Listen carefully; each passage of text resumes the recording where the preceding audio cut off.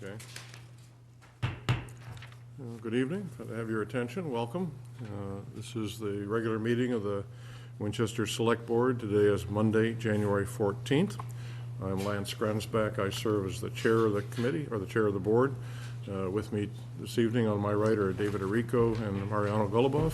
My left, Jackie Welsh and Mike Betancourt, and our town manager, Lisa Wong. Welcome all of you. Come out here to stay warm tonight. Appreciate it.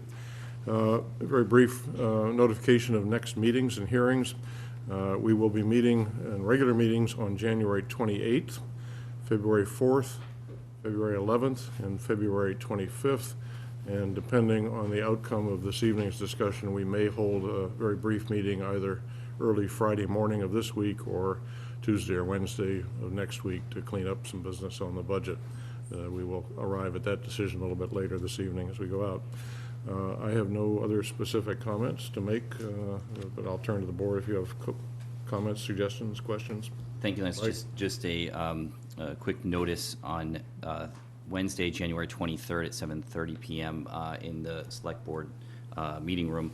There will be an information session with Shelley Goring of the Mass Housing Partnership, and she's going to describe and explain and take questions on municipal housing trusts. Part of our housing production plan has been motivating us to look at different options for how we participate in the market and how we really push forward to meet our 10% affordable housing goals. So that's Wednesday, January 23rd at 7:30 p.m. Okay, great. Yeah, I just wanted to encourage everybody not to forget to support youth sports in Winchester, and particularly the high school hockey and basketball and wrestling and all kinds of other wonderful sports events, indoor track and swimming.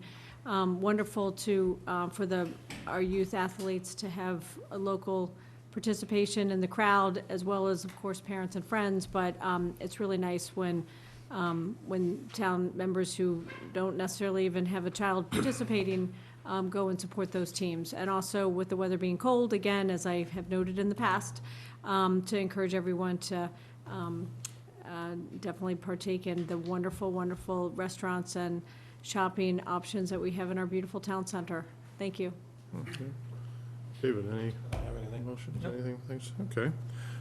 Turn to the town manager's report. We're going to, Lisa's volunteered to go through a very detailed, or a fairly detailed review of the 2020 budget estimates that are coming out, but we'll do that as part of the regular business item session, but Right. General items. Sure.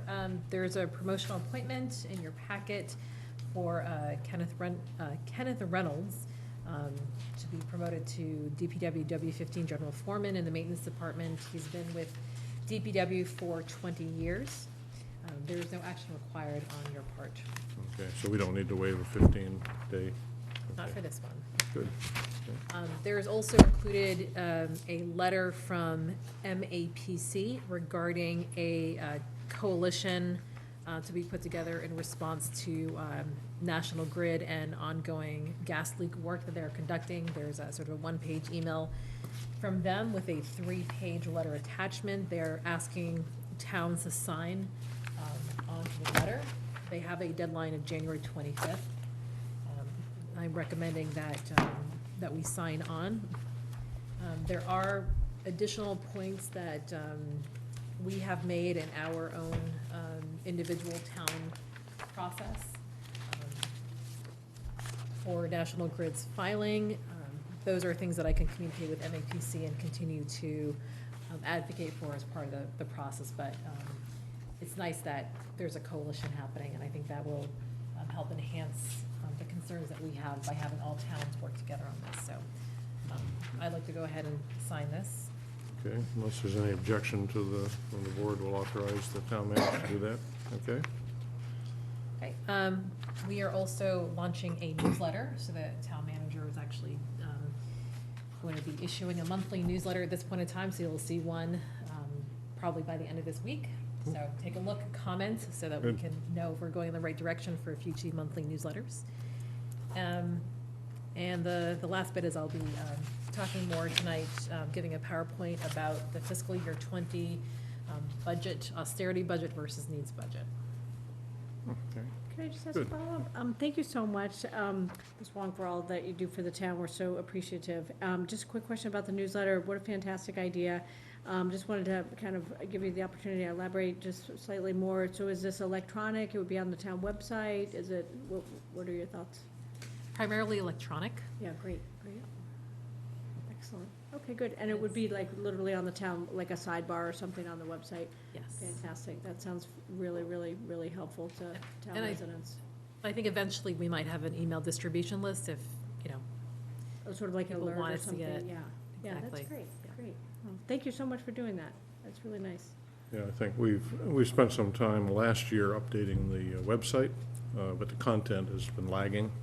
So one of the things that Lisa noticed when we were interviewing her and she came in was that the content needed to be updated. So that's, newsletter is a first step in better communications, and I think she's looked at the website and said, yes, it needs updating, so I'm hoping that we'll have some time to do that, too.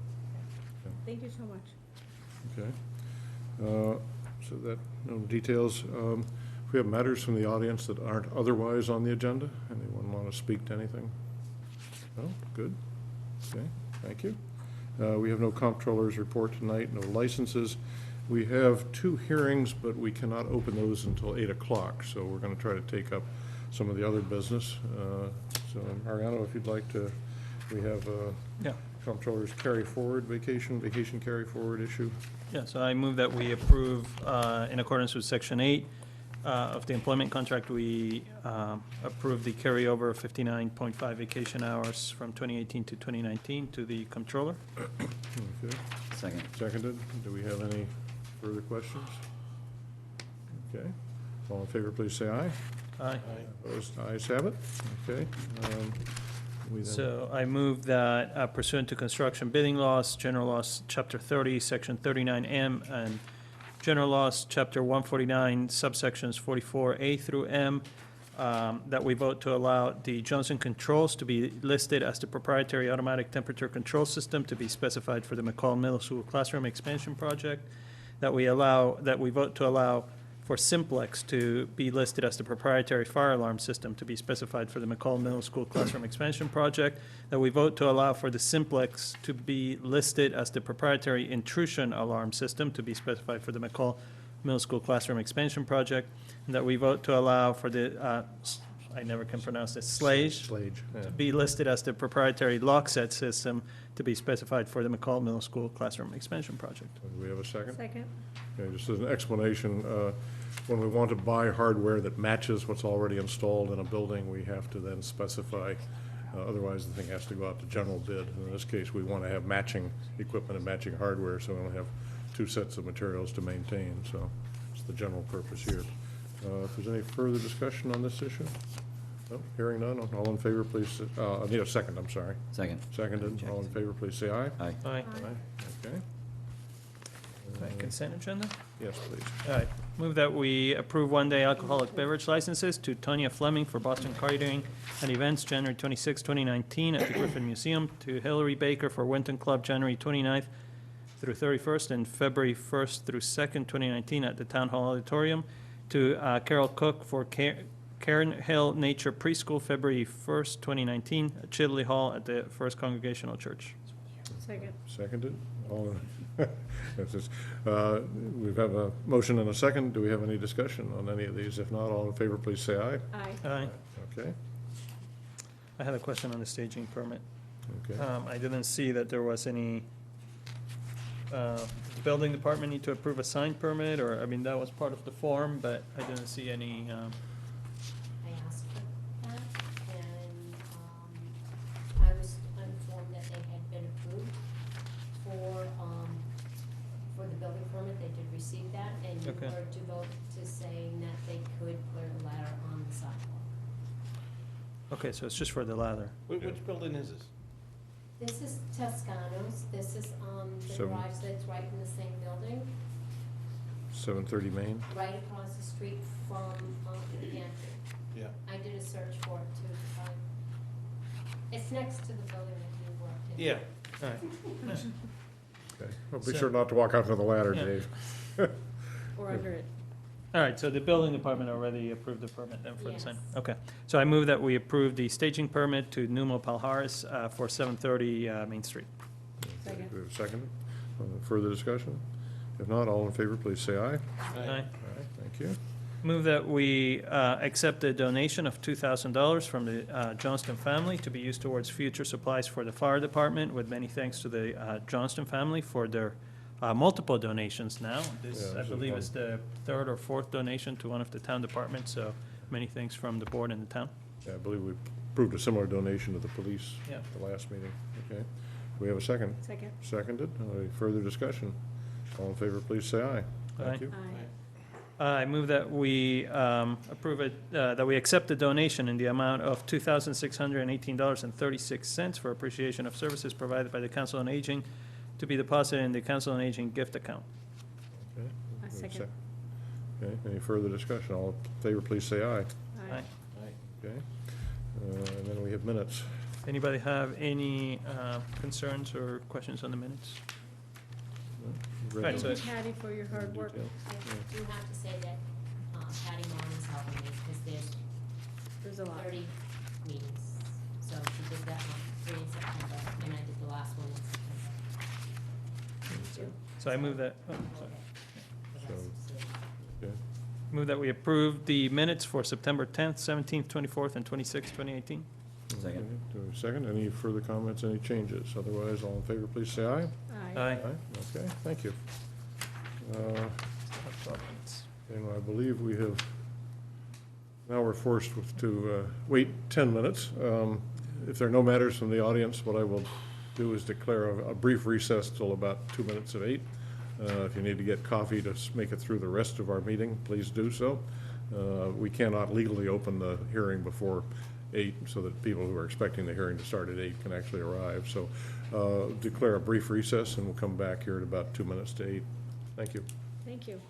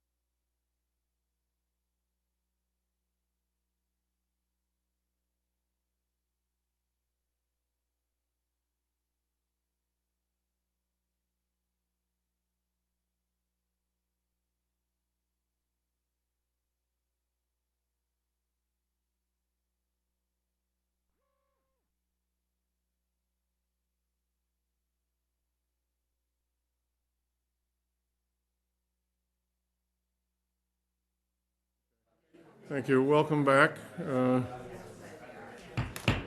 could have your attention. Welcome back. We had a short recess while we waited for the 8 o'clock hour to come so that we could officially convene or reconvene the hearings. We have two hearings, both dealing with traffic issues. North Main Street, there was a proposal to put a handicap parking spot along North Main Street, and then Old Village Road, there was a request that we consider placement of no parking signs along one side of the road. So, Beth, we've continued these from an earlier meeting to get a little bit more information, so I'd invite our town engineer, Beth Rudolph, and DPW Director Jay Gill to give us some feedback on what they saw and thought about the situation. So I'll just refresh everybody's memory. So let me just, I guess this is to formally continue would you like to talk first about Old Village Drive? Yeah. Yeah. Okay, so this is continuing then the Old Village Drive hearing. Right, so just to refresh everybody's memory, we had a request from a resident who was concerned about the congestion on Old Village Drive at the school pickup and drop-off times. There's currently no sidewalk on either side of Old Village Drive. Just to orient everybody, this is the Vincent Owen Elementary School here. This is Johnson Road right here. Old Village Drive is here. There's a crossing guard currently at Johnson Road in Amberwood, so Old Village Drive is used as a remote drop-off location for people who drop off their kids. They walk down the street, walk to the crossing guard, cross, and go over to VO. So one of the concepts that was discussed was the potential for implementing no parking all the way along the west side of Old Village Drive. So everything that's shown in green here. This area underneath this label is all town-owned conservation lands. I think that was met with some pros and cons from various people in the audience at the last meeting. So Jay and I have spoken. This is a photo looking down Old Village Drive towards Johnson Road. This is Johnson Road here. This is the driveway for number 7, which is right here. So we're basically standing at the O in this label looking down the street. So what Jay and I had talked about, you can see there's a little section of curbing here, and then this is looking from Johnson Road into Old Village Drive. So there's another small section of curbing here. And you can see this is the existing, barely make it out, this is the existing no parking sign. So no parking here to corner sign that's out there today. So what Jay and I had talked about is DPW going in and really aggressively cutting back this vegetation.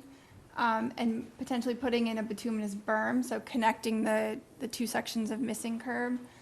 And for the long term, installing a sidewalk here, but in the short term, just really cutting that back, putting the bituminous berm in here so that cars don't park in this area, and really trying to make that an area where the kids could walk safely outside of the street. I think that would be a fairly low cost, short-term solution, and then Jay can add this area to his sidewalk plan for the future. So unless the board feels strongly about the implementation of the no parking signs, which, like I said, seemed to have some pros and cons at our last meeting, this might be a good option for now. So you'd still retain no parking at the corners? Yeah, where the existing signs are. And perhaps stripe that, so That that's, sign's there now. Yeah. Yep, there's 2 signs there now. okay. And those signs come down, or do we replace them, or? No, I think No, it was they were those. miscommunication. Yeah. Yeah, that was always there. Yeah, okay. Yeah. So can I ask a couple questions?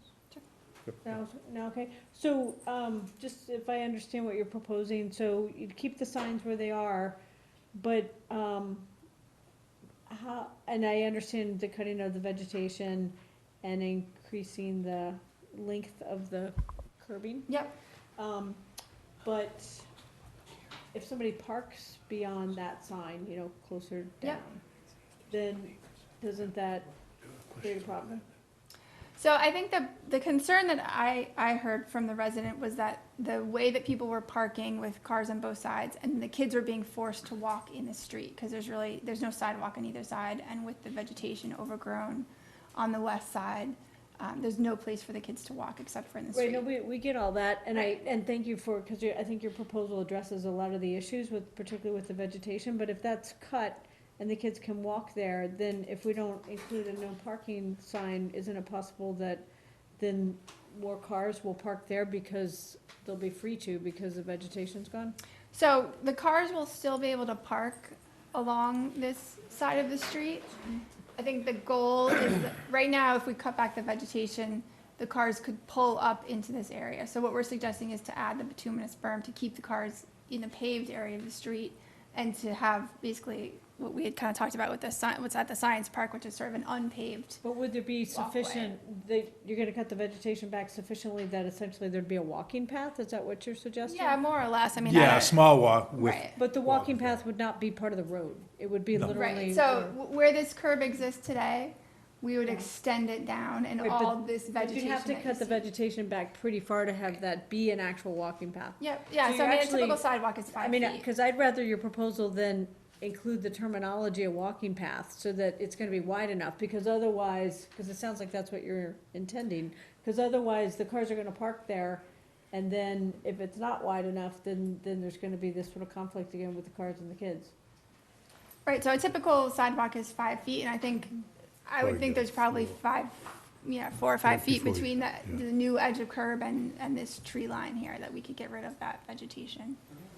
Yeah, I mean, you gotta just hope that the kids stay in that pathway area, because Sure. if cars are moving in and out with parking, it seems like that could be really dangerous. So, just out of curiosity, do you think it's possible to do what you guys said, and yet add a couple more no parking signs, either on that side or the other side? I think that it was being debated which side, but if you're gonna encourage the kids to walk there, is it possible to have no parking signs, just so that they're totally clear and that they don't have to, because there's, many of them aren't this kind of height that are visible when cars are backing into parallel spots. Yeah, so, again, the original, idea that we had talked about at the last meeting was installing no parking signs for this entire stretch. I think the feedback that I sort of got was that there seemed to be some mixed reviews from residents and parents at VO about that option.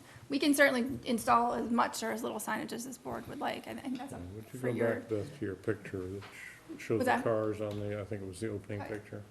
I think no parking signs there make it more dangerous, Yeah, I because mean, it makes part- cars go faster Yeah, if we- by not restricting the Right, street.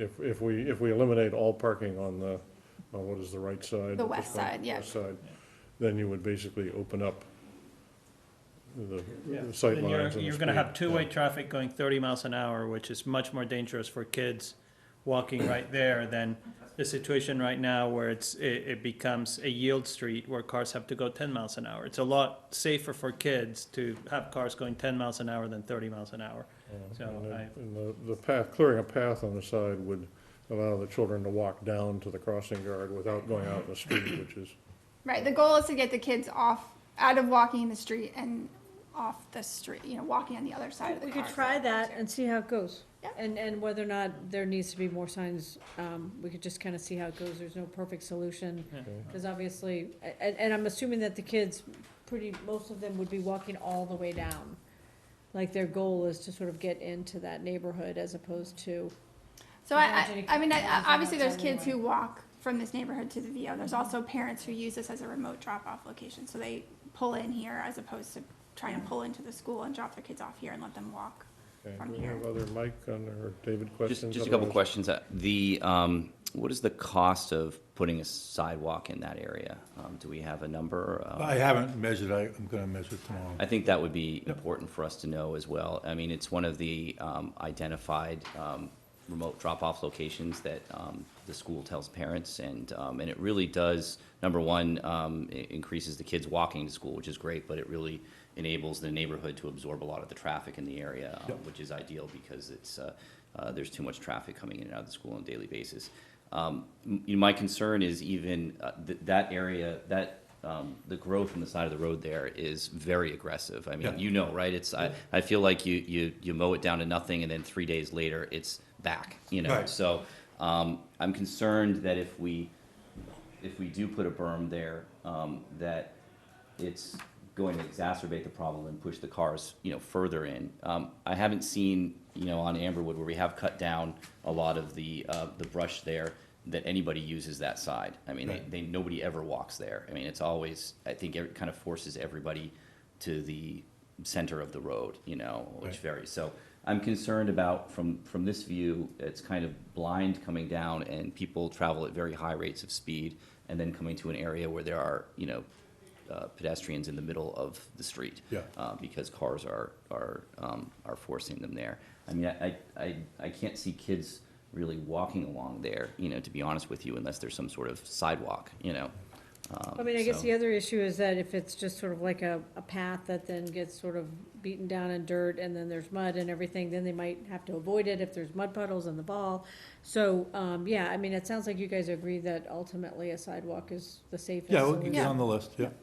And the other, you know, I mean, the other aspect of it as well is it's really seasonal, to be honest with you, because a lot of people, you know, aren't really using remote locations to drop their kids off and walking in, you know, like now. Right. So it's, As a temporary measure, you can Yeah. put gravel on the Yeah, area. we have hard packed gravel, you know, it'll look like a sidewalk, you know. Back, Yeah. so it is. David? Jay, so you're gonna measure off, so you've got granite curbing there, and then I think there's granite curbing. Yeah, down the other end, yeah. So we are- In between, it's gonna be 6-inch bituminous berm.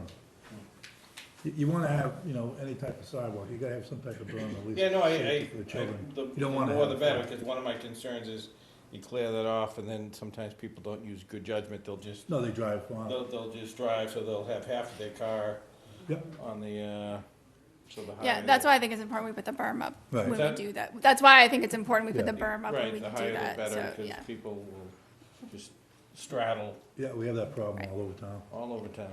and it's actually, there are a lot of pedestrians that are not students that actually use this, and, Yeah. Sure, you know, yeah. so, I mean, it's pretty active, and it's pretty dicey for the rate of speed Yeah. that it is built up on Old Village, to be honest with you. Yeah, the good thing is we'll put hot top versus cement because it will match what we did on Johnson Road. So that's a little cheaper than doing cement, so.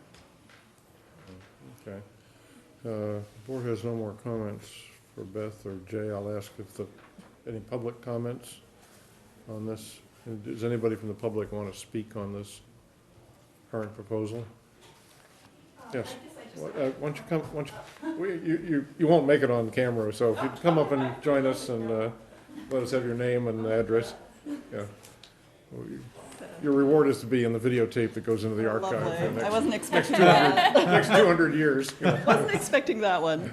So I'm Kara Mariama Bolognese, and I am in Precinct 6. I've often, or in previous years, before we were always late to school, I often parked on Old Village. And I guess I was just wanting to clarify, is this the east side of Old Village that we're talking This is about? the west side. It's the west side? Yep. And is there still an initiative to restrict parking on the east side? So there was, the previous, well, at the last public hearing, what we talked about was restricting parking on the west side, Okay, because there's no homes on this area, so we felt like it would be the least disruptive to the properties Okay. here. But like I said, it seemed to get some mixed reviews from the previous people who were at the public hearing, which is why we came back with sort of a low-cost, okay, option to take the first step towards putting a sidewalk in that So area. the current proposal is there'd be no parking here to corner at right up close to Johnson Road. Right. But there would be open to parking all the way back. Yeah, it's actually, There's no It's a changes little- to No the no change, parking. basically. right, it's a little bit, the typical no parking here to corner is like 20 feet from the corner, and this goes much, you can barely see it in this image, but it goes much further back than there, that's that white sign. Would you want to Okay. reposition those? No, I think, the previous safety officer was the one who requested the signs come in here because the traffic was Turning very in, dangerous with cars turning in and off, so I think where the current no parking signs are located Okay, is fine so for you that would- You would not safety. make any change to the no parking signs? No. yeah. They're nicely set back, and I remember when those signs were put in, partly because cars were parking much closer to the edge of Old Village and Johnson Road. And then, yes, it was very difficult to come around that corner and to see around the corner. Right. And usually I have parked on the east side.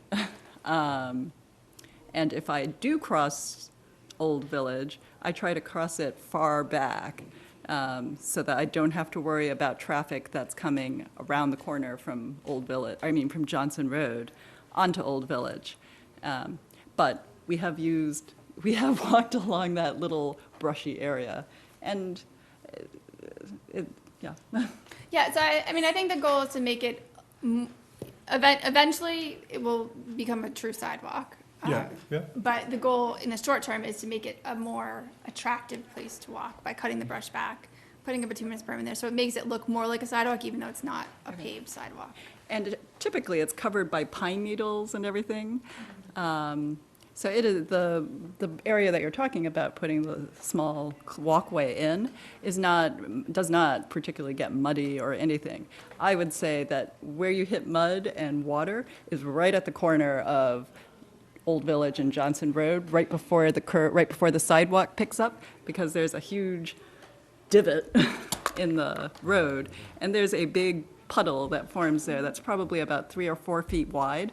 And in the winter, I'll tell my kids, do not cross that ice, or do not jump into the puddle, because that's where the water is. That's where you'll get your shoes muddy.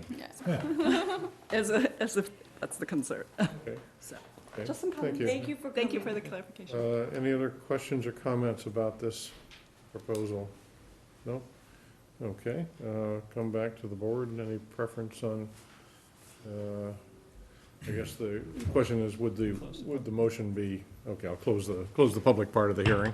So the question before the board, I think, is do we want to proceed with the recommendation that Beth and Jay have outlined, which would be to put a bituminous curb in there, to keep the car, encourage the cars not to roll up, cut the shrubbery back, and perhaps put some gravel or other Yeah, gravel materials for in now, there. then we'll add some bituminous on Temporary, top. as a Yeah. make a temporary sidewalk at Yep. least, or a passable sidewalk that would allow, if you're letting your children off on that side of the road, they would have the option of walking down and not crossing the road or not walking the center, so. Okay, and we would not make any changes then to the no parking signs, is that things?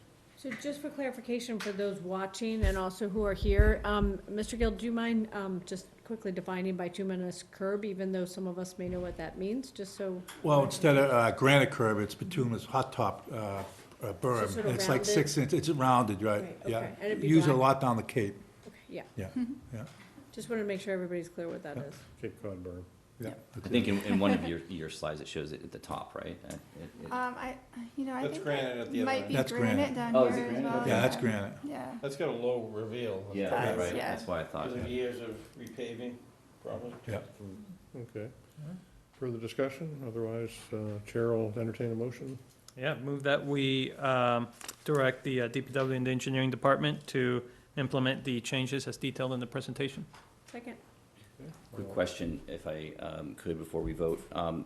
If we could get a price on the sidewalk there? And is there any room with the Safe Routes to School grant to add in some sidewalk space? I know that was part of the initial Yep. kind of evaluation. Sure. The light is gonna, I know cost a lot, but Yeah. maybe a portion of that can contribute to those Yeah, spaces. Yeah, I'll that's a good definitely idea. bring it up with them and see if it's something Yep. we'd be willing Okay, to do. thanks, and then I think the other thing, for people to realize is that we can revisit this again. This is not Right. going to Yeah, be like absolutely. this forever. So if it seems like in the spring, there's something we hadn't considered, or Yeah. it's not working, then we can come back to it.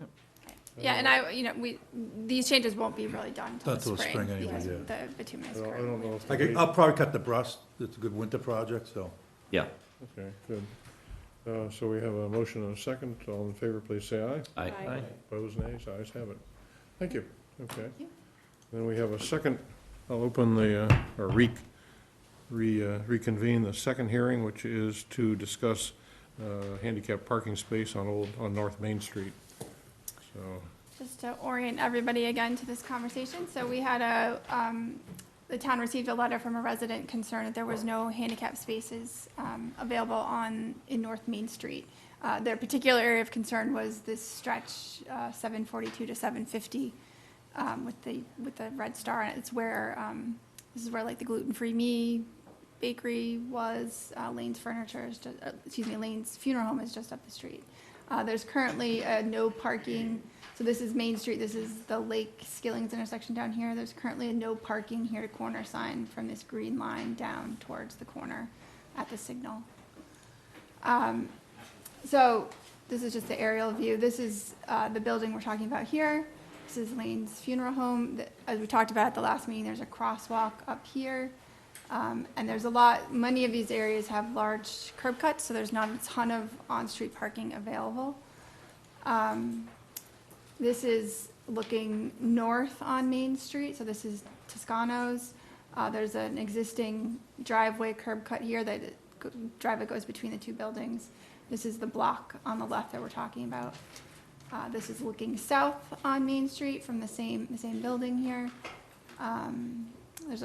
We talked about last week, there's a very small space here, which I don't actually think should be a legal space. I've been researching it for you. Every time I've driven by there, that space is occupied by somebody. Yeah, Right, so. yeah. I don't personally think it would be a good spot for a handicap spot. It's very small and Telephone pole. really, The hard part is when Obstructs the when you're views pulling out coming in and of out of there. Yes. the angle, Yeah. you can't see Yeah, left, so so you're just I- kind of rolling the dice. Right. You really, that should be marked, no parking. It should. There was a no parking sign there. Yeah. I don't know what happened. We'll probably have It to got yell. worn away by so many people parking there. They hit it. This is, again, looking south on Main Street. This is Lane's funeral home. This is the crosswalk. So the crosswalks have a 20-foot no parking zone on either side, even though it's not striped. And then this is looking north, that same crosswalk. So, I guess at the previous meeting, there wasn't really an easy solution here, right? Because no matter what we do is going to take a small, what already are a small number of on-street spaces from the buildings in this, the businesses in this area. If I had to pick a place, I would probably say where this Audi is located to put in a handicap spot, because there is a curb cut here where somebody could more easily get in and off the curb area. But, I guess that's up for discussion with the board and other businesses who may be here this evening. Questions from the board? So then I'll open the floor. Does anyone from the public want to comment on this? Welcome back. Good to see you again. You'd introduce yourself again. And, Brian Kim, I'm the assistant property manager of the building, and my parents own it. I talked to them and the tenants about it. Tenants they've all been, the tailor and the hair salon have been there for over 25 years. They are not very excited about the prospect of that. And the bagel shop owner is not very excited either, because if you look at the other angle, the one closer to the entrance, a lot of that is used for deliveries right near the, in that extra area. People drop their kids off for the karate studio there. There was a proposal to ask if on the slope section, if we'd be willing to make that Where that blue car is. Right, Yeah. and it's kind of the same thing where that is a very high-traffic spot. People come in and out all the time, and parking's already an issue. It's hard to be, against having it, but my parents weren't very keen on the idea. They did agree, though, that if the town, was dead set on doing this, that the spot she suggested would probably be ideal. The spot in your Where lot? where the Audi Where was. the Audi was, okay. If they said, if it has to happen, it's gonna be there, the tailor is not gonna be happy about it. Right. Neither is Toscano's, because that's where their delivery drivers park, usually, but, that's the input. There isn't a lot of parking here, as you guys have discussed. So And the spot that we were just talking about near the entrance, if you could go back where it's the private property, that is part of your property, right, where the blue car is? Mhm. So, would that be something that you would definitely not be interested in? Yeah, it would they open up the entrance for people coming and going, they'd have more space if it wasn't used all the time. They were worried about, I think, liability and, again, just because it's already pretty sloped. It's hard to tell here, So but you it's guys would sloped. prefer it being on the street? Yeah, if there had to be. And the other thing too is that it was noted last time, there's different types of handicap things, but there's only one business here that is handicap accessible, which is the dry cleaners, where on the right-hand section on this picture, there's a red awning, very small. They already have a designated spot And so if someone were to need a wheelchair accessible area, that's it. But every other business is not actually wheelchair accessible. What do you mean they have a designated spot? Is it on Main Street? It's down the No. hill. At the bottom. It's at the bottom Oh, of the I see, hill. okay. And that's the only business that's Okay. wheelchair accessible. Every other one has a stairway or steps going to and So from right it. on the corner, like, on this side of where the tank car is, like literally on the street, but I don't see a no parking sign. Is that another option area? No, that, people park there all the time. That's, yeah. okay. This right here. Correct, yeah. Yeah. Yeah, I mean, again, you could, neither option is ideal, right, for Right. anybody. I just felt like Yeah, we agreed. If the town was gonna go ahead where the Audi is, would Right. probably be the best. because there's it's a little bit easier access for somebody, who may have mobility issues to get up the curb Would cut it be here. better to look at just down south of the crosswalk in front of Lanes, or is that heavily? That's used? right, or, yeah, south or north of that Yeah, the thing, crosswalk. I mean, I don't wanna speak for them, but On the other side though, on the opposite, on the Burger King side. Right, so the issue there is, Bus stop, like a bus stop there. there's you can't do it here because of the Right. bus stop. But the next one up, You'd have to do it up here, but I'm not sure there's enough space. It's not a very long stretch of curb. Because you have you can't park within 20 feet of the, Crosswalk. crosswalk. so a handicap spot, So it's a very, you might just be able to fit it in there. I know we'd have to We can look at measure it, it, yeah. the reason I like that one was because it's level, you've got the crosswalk there.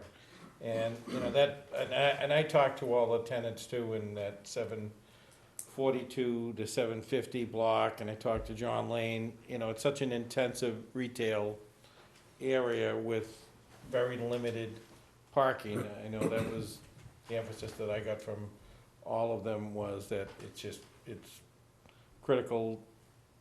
Every parking space is so critical, and I would offer to maybe check that distance. Yeah, What about in front of Lane Funeral Home? So like on the other side of the crosswalk? Well, again, I know That's that's where more he in front lines of- up. Yeah, they use that for Funerals. funerals, yeah, that's a, But I mean, the goal is that, you know, to service the building, right? I mean, so I mean, the further away that we put, you know, a space, it's a lot Right. farther for people to go, so. Yeah, on the other hand, that area has a number of parking lots in the area. Town Pantries, obviously Burger King, Lane's Funeral have some, and obviously down the hill on your building. That if somebody wanted to get into that area and move around, there are off-street parking spaces as well. right. What about in the, It's not clear that we need a handicap spot there. Town Pantry, Salt Marsh, and the building next to it all have handicap spaces, I believe. In their lots. In their lots. Yeah. what Yes. about in front of 10 and 6 or 8? What is that, right there, that little, yeah. In that There's- town section, I yeah. think there might be one. There's maybe. 4 spots Yeah. there, but none of them are handicapped. One of So them, one there's of- any one of them, I believe, has been, Yeah. We could put one there. Well, Yeah, we're there's gonna not- have in yeah, Oh, a there's couple another- weeks, you're gonna have Yeah. another public hearing on that, so. What is that one gonna be about? So there's a proposal to redevelop what was the Mahoney property. Okay. And as part of that, the developer has proposed, as part of the entrance and egress to this site, they've proposed some changes to this area. Sidewalk. Because that's right next to a crosswalk that is signaled crosswalk. So, I mean, to me, if we're trying to service those businesses on this side, and we're going to make them cross, and having it at a signaled intersection would be better, so. Yeah. I'm not entirely sure, but I believe there is a marked handicap spot in that. In I this think stretch, you're right. yeah, I Yeah, I'll thought have to there check. I was, thought there but, was, I don't see the blue. So I guess I'm listening to the board's pleasure, but I guess on the request that we put a handicap spot on the street, I'm not hearing a strong argument for it, and there seems to be plenty of other handicap spots off the street Yep. that people can use. So I would, option for the board is to, you know, thank the proposer for sending in the suggestion, but make no change at this time. I'll open the board questions. Yeah, on I would support that. I mean, we can keep it in mind though, because of course there is interest in kind of working in this this stretch up to Andrea's Pizza and to, think about maybe narrowing some curb cuts and adding some trees and just We kind of said- working on it, which we've been talking about for a while, but we haven't kind of like and this could be on that list as well, is to try to figure out a handicap spot. We said no to the space in front of Salt Marsh there. I think it's marked no parking, and there's a space in front of it, is that correct? Yeah, there is, yeah. So. No I mean, parking to the, close to his driveway. But there is one parking spot There there. is, correct, I mean, yeah. we wouldn't want to use that as the spot. I think it just depends which businesses you're trying to service with a handicap Yeah, spot, right? I mean, If you're a handicap or a person with mobility issues who You still have to go all the way up to the crosswalk. then you have to go way up up, and so down, I would go yeah. near the crosswalks. So, I mean, it That's, just depends which side of the street, which businesses you're trying to service. it does seem like it's a long distance between crosswalks as well on that. I know, and whether or street, not there should be it's- another crosswalk, so and maybe the whole I know I'm street not, design. crosswalks aren't a great solution, but I mean, Yeah, I mean, I think that would be a bigger, I wouldn't recommend putting a crosswalk in unless we did some serious geometric improvements or a rapid flashing beacon or something. This is a stretch where people are coming very quickly Sight- through the Yeah, light right. and there's sightline Sightlines on that issues. area are very poor. So it would have to be really well designed fair enough. to make Okay. it a safe Yep. crossing. So, I guess unless we have a motion otherwise, I think we'll table this and look. But maybe consider on our agenda in 2019, sooner rather than later, Yep. about this stretch in general, which we've talked about a fair amount, and now that there's been some attention on the zoning, that really, Okay, good. can Yes, talk about that yes, later. we do that. Yeah. Okay. So I'm thank you going for all your to, hard work on You're that. welcome. Thank you so much for coming to all of our Thank you. sessions, we really That's appreciate it. interesting. so I'm going to close this hearing, and we will not take action on that particular proposal at this time. Yeah, sure. Okay, thank you. Thank you. Take care. Thank you. Okay, and move on to, under G, we have two major topics to discuss tonight. The school committee has been working on their budget for 2020, Thank you, Jeff. Oh, you're and welcome. Dr. Evans presented that at a school committee hearing on I believe it was the 8th of January. And Lisa has been, get all the things set up. So, retrieve that. So Lisa has been working through a similar exercise on the municipal side and put together a sort of an overall budget. So I understand there are still discussions going on with the departments about individual cost estimates and staffing needs. So I would advertise this tonight as a preliminary look at it. We will continue to make changes. But the key question we asked both Dr. Evans and the school committee, as well as Lisa and the departments, was give us two pictures. One, what happens, what would a budget look like if we do not get an override?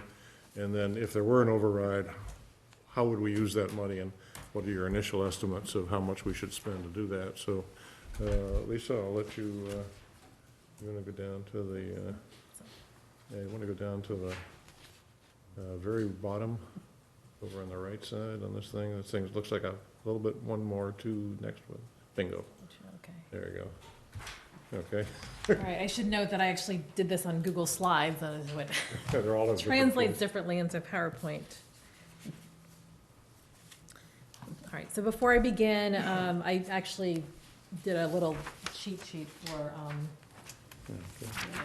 select board members. This is, I know it's my scribble, it's a Thank cheat you. sheet on Thanks a lot. sort of the potential staff impacts side by side on one sheet. Thanks.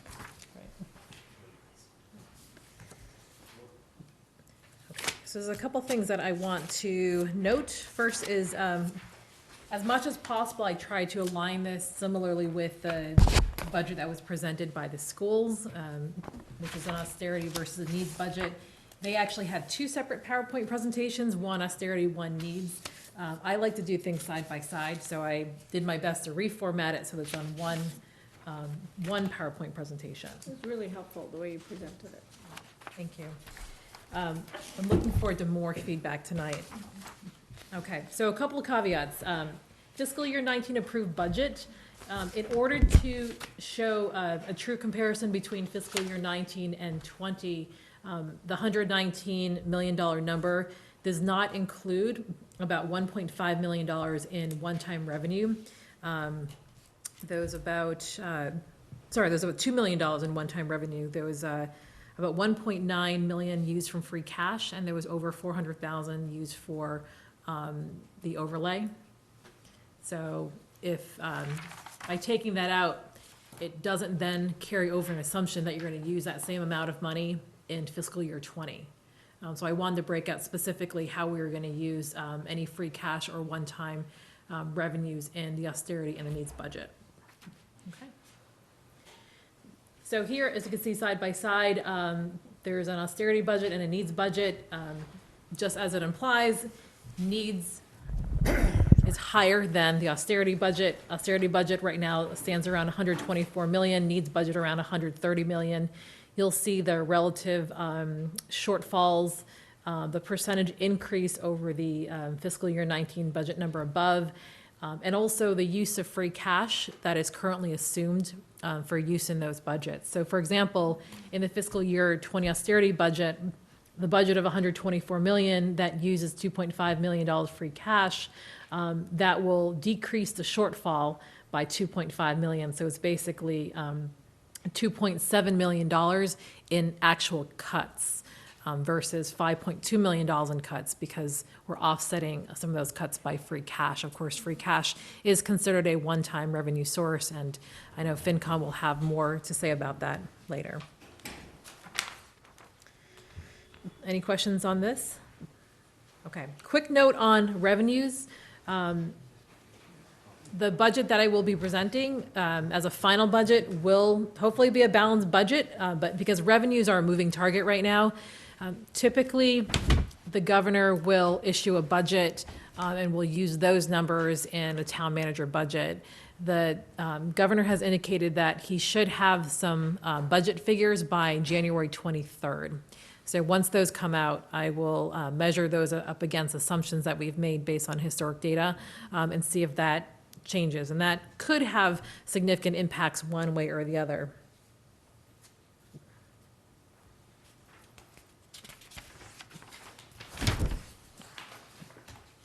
Okay. So this one page, this is a 20-page PowerPoint, just preparing folks. This second page has quite a lot on it. These are various mandated increases, and I did note here whether they were going to impact a needs budget, austerity budget, or both. So the one of the biggest items in every budget is wage adjustments, like step increases, things that are contractual and impact our personnel, which is our biggest budget issue. So right now we have an austerity budget and a needs budget. So some of these are sort of shorthand, and you'll see that with the austerity budget, these line items decreased by 116,000, and this is due to a decrease in personnel, and then of course an increase of $1.3 million for needs. All the contracts on the town side, and there are 6 of them, expire on June 30th, 2019. We are just starting negotiations, so typically we put a just sort of a line item called unallocated wage adjustments, and this will probably range anywhere between $300,000 and $600,000 based on just some historical data. I don't necessarily want to get into too much of it because, again, we're just sort of starting negotiations. So this is not simply just for cost of living. This could also include things that we might want to add, like, for example, if you add a stipend or if you make other changes, that might have a cost associated with that. So that's all lumped in there. Health insurance. Right now, we are estimating an increase of 7% over fiscal year 19 numbers, so that'll bring it from about 11.2 to $12 billion. That number will decrease for the austerity budget and will increase for the needs budget because of the number of personnel. Generally speaking, it's not a one-for-one, but it can be offset by unemployment for the first year. So if you are laying people off, you have to pay them unemployment. I didn't adjust those 2 numbers yet because those numbers are in flux. So I do need to sit down with the school department and figure out exactly how many people we're talking about, and also have an estimate of what percentage we think are going to take health insurance, individual versus family. For example, if we have an employee with a family plan, that's about 20 grand, an individual plan is right in 7. So we don't know who those individuals are, so these are very much based on assumptions right now. So that number will fluctuate depending on what happens with personnel. Energy costs, we actually won't have final numbers until at least the end of this week. Right now, we have a placeholder of a 2% increase, again, based on historic data. That number, whatever it ends up being, is going to be the same for both the austerity and needs budget. And the last but not least is retirement contributions. This is getting ahead of ourselves a little bit because the retirement board is going to be presenting to the select board a COLA increase. That's about $240,000, and that accounts for the difference between the austerity and the needs budget. That, of course, is a separate decision that could impact either budget, but I just wanted to sort of compare what the two would be. Questions? All right. Okay, so the next dozen and a half slides are the impacts on the various parts of the budget. I did not include every single department. There are some smaller departments that are, 90+% personnel, and there might have been some changes, like, for example, to their office supplies, but I didn't want to necessarily go through this here, and those are still in flux. But these are sort of the big impacts, and they're in alphabetical order. So the first is capital, namely retiring debt. And the way it's structured, they're all kind of structured this way. I'll show you the fiscal year 19 budget number, an austerity number, and a needs budget number, and then I'll go into sort of austerity and needs impacts here. Right now, an austerity budget would reduce the component of capital called retiring debt by about $200,000. The capital planning committee is going to meet on Wednesday, so I don't have a specific sense of exactly what will be cut, but the austerity impact is sort of showing the range of current projects we have right now that could potentially be impacted. So those include school, flood mitigation, traffic, as well as equipment and vehicle requests. In terms of any additional needs, as you can see, that number has not gone up right now because that's really dependent on funding availability, but that's to be determined. But I did want to note that McCall and Skilling's fields are factored into that fiscal year 20 needs number. Okay, Council on Aging. Again, you'll see their fiscal year 19, their current budget, and you'll see two different fiscal year 20 austerity and needs budget, roughly a 6.78% increase for austerity, a 34% increase for needs. This is a department that does quite a bit, and I should note that, as always, this department is trying their best to find grants to fund the various things that they would like to see.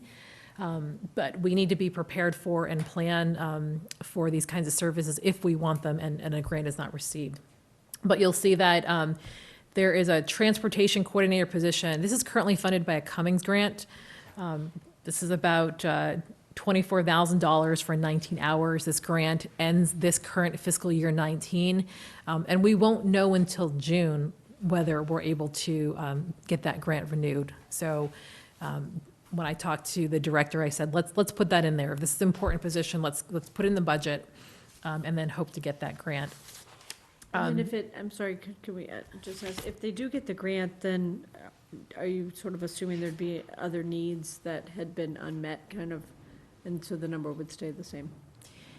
It would depend. So if we do get the grant and we do pass a budget that has it in it, obviously they'll have that kind of surplus, so they'll either not spend it or there's something else that we can consider.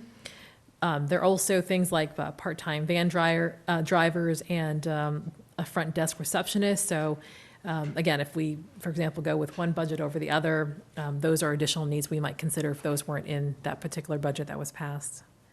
I know it seems like a choose your own adventure, if this happens, then this, if this happens, I then get it, that, I but get it is, it's a little bit complex. I should note that, these are sort of, taken as a whole package, so I haven't necessarily weighed each of these things, so if there's something in between austerity and needs, then we'll have to sort of weigh these particular requests. Okay. Department of Public Works, these are just showing you the numbers here. 5.7% decrease in an austerity budget, 5.6% increase in a needs budget. This excludes the snow and ice budget, because that's highly variable. Okay. Wait till next weekend. Okay, the austerity budget, there's a lot on this sheet, I know. But essentially, we're looking at various cuts from across the many, many things that the DPW does. The Department of Public Works has additional summer help that they provide to work in the parks, the playgrounds, and the schools. A lot gets done over this summer period.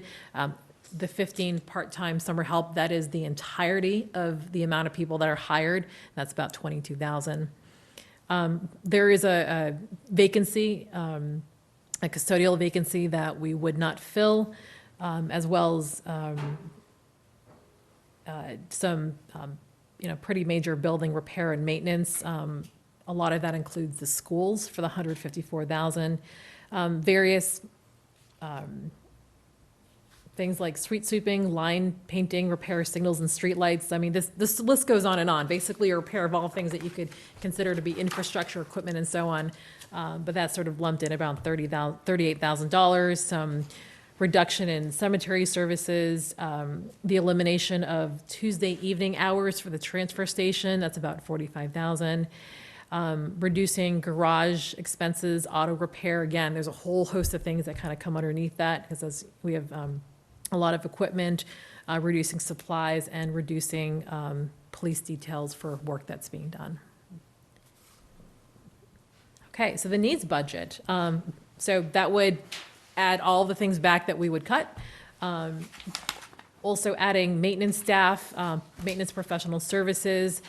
This would also add custodians at the high school in McCall, as well as fill the vacancy. So we would have the schools fully covered. Adding one staff at the transfer station and adding an additional position at the cemetery. Can I just ask, so with the cemetery position, is there a current need that's going unmet, and that's why it's important to put this down, as far as you're aware? So because there are so few staff, when the staff is either called elsewhere on vacation, not there, we actually don't have anybody there, have to fill it with somebody else. Okay. I don't know, Jay, if you have anything additional to add. Yeah, many years ago, we subbed out the maintenance of the cemetery, and right now Jimmy Shattuck, the cemetery coordinator, is up there by himself, and we bring other departments to take care of all the burials. So we're trying to add another employee to help Jimmy restart the process, to give him some support, and take care of other vacations when he goes off. Okay, thank you. Yep.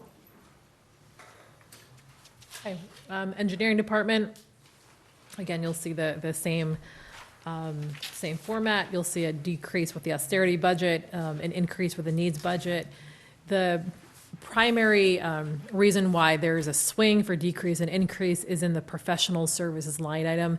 This is really the only line item that the engineering department can use to conduct a variety of studies related to traffic mitigation, inspections, different projects, design, GIS inspections, and so on. So just about everything you can think of that the engineering department does, they come in here often, so you physically see their work. That's included in that professional services line item. So in the austerity budget, we would take an existing $50,000 line item and decrease that to 30. For a needs budget, we would increase that from 50 to 75. Seems important. So many people have issues, particularly with respect to traffic in town, that their needs are kind of unmet unless we increase this. Yep.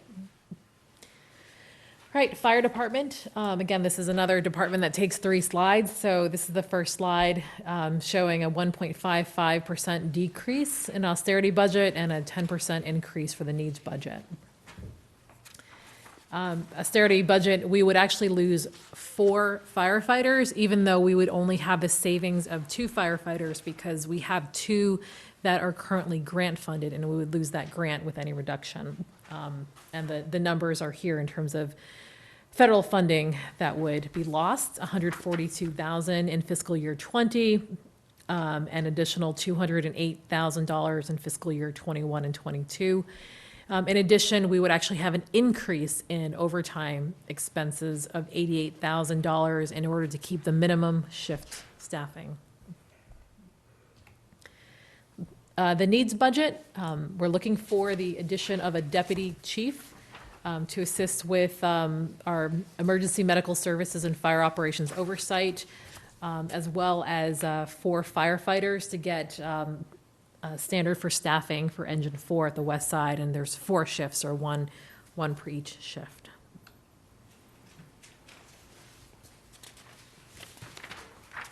All right, health department, a 5.56% decrease for austerity, a 9.75% increase for the needs budget. The austerity budget reduces hazardous waste days from 2 to 1 per year. And it also would eliminate the Canadian geese control program. I'm assuming I don't have to point out the Canadian geese that are out there. I can't imagine how many geese we would have in town if we eliminate the geese Right, control right, program right. already. I mean, we already have so many.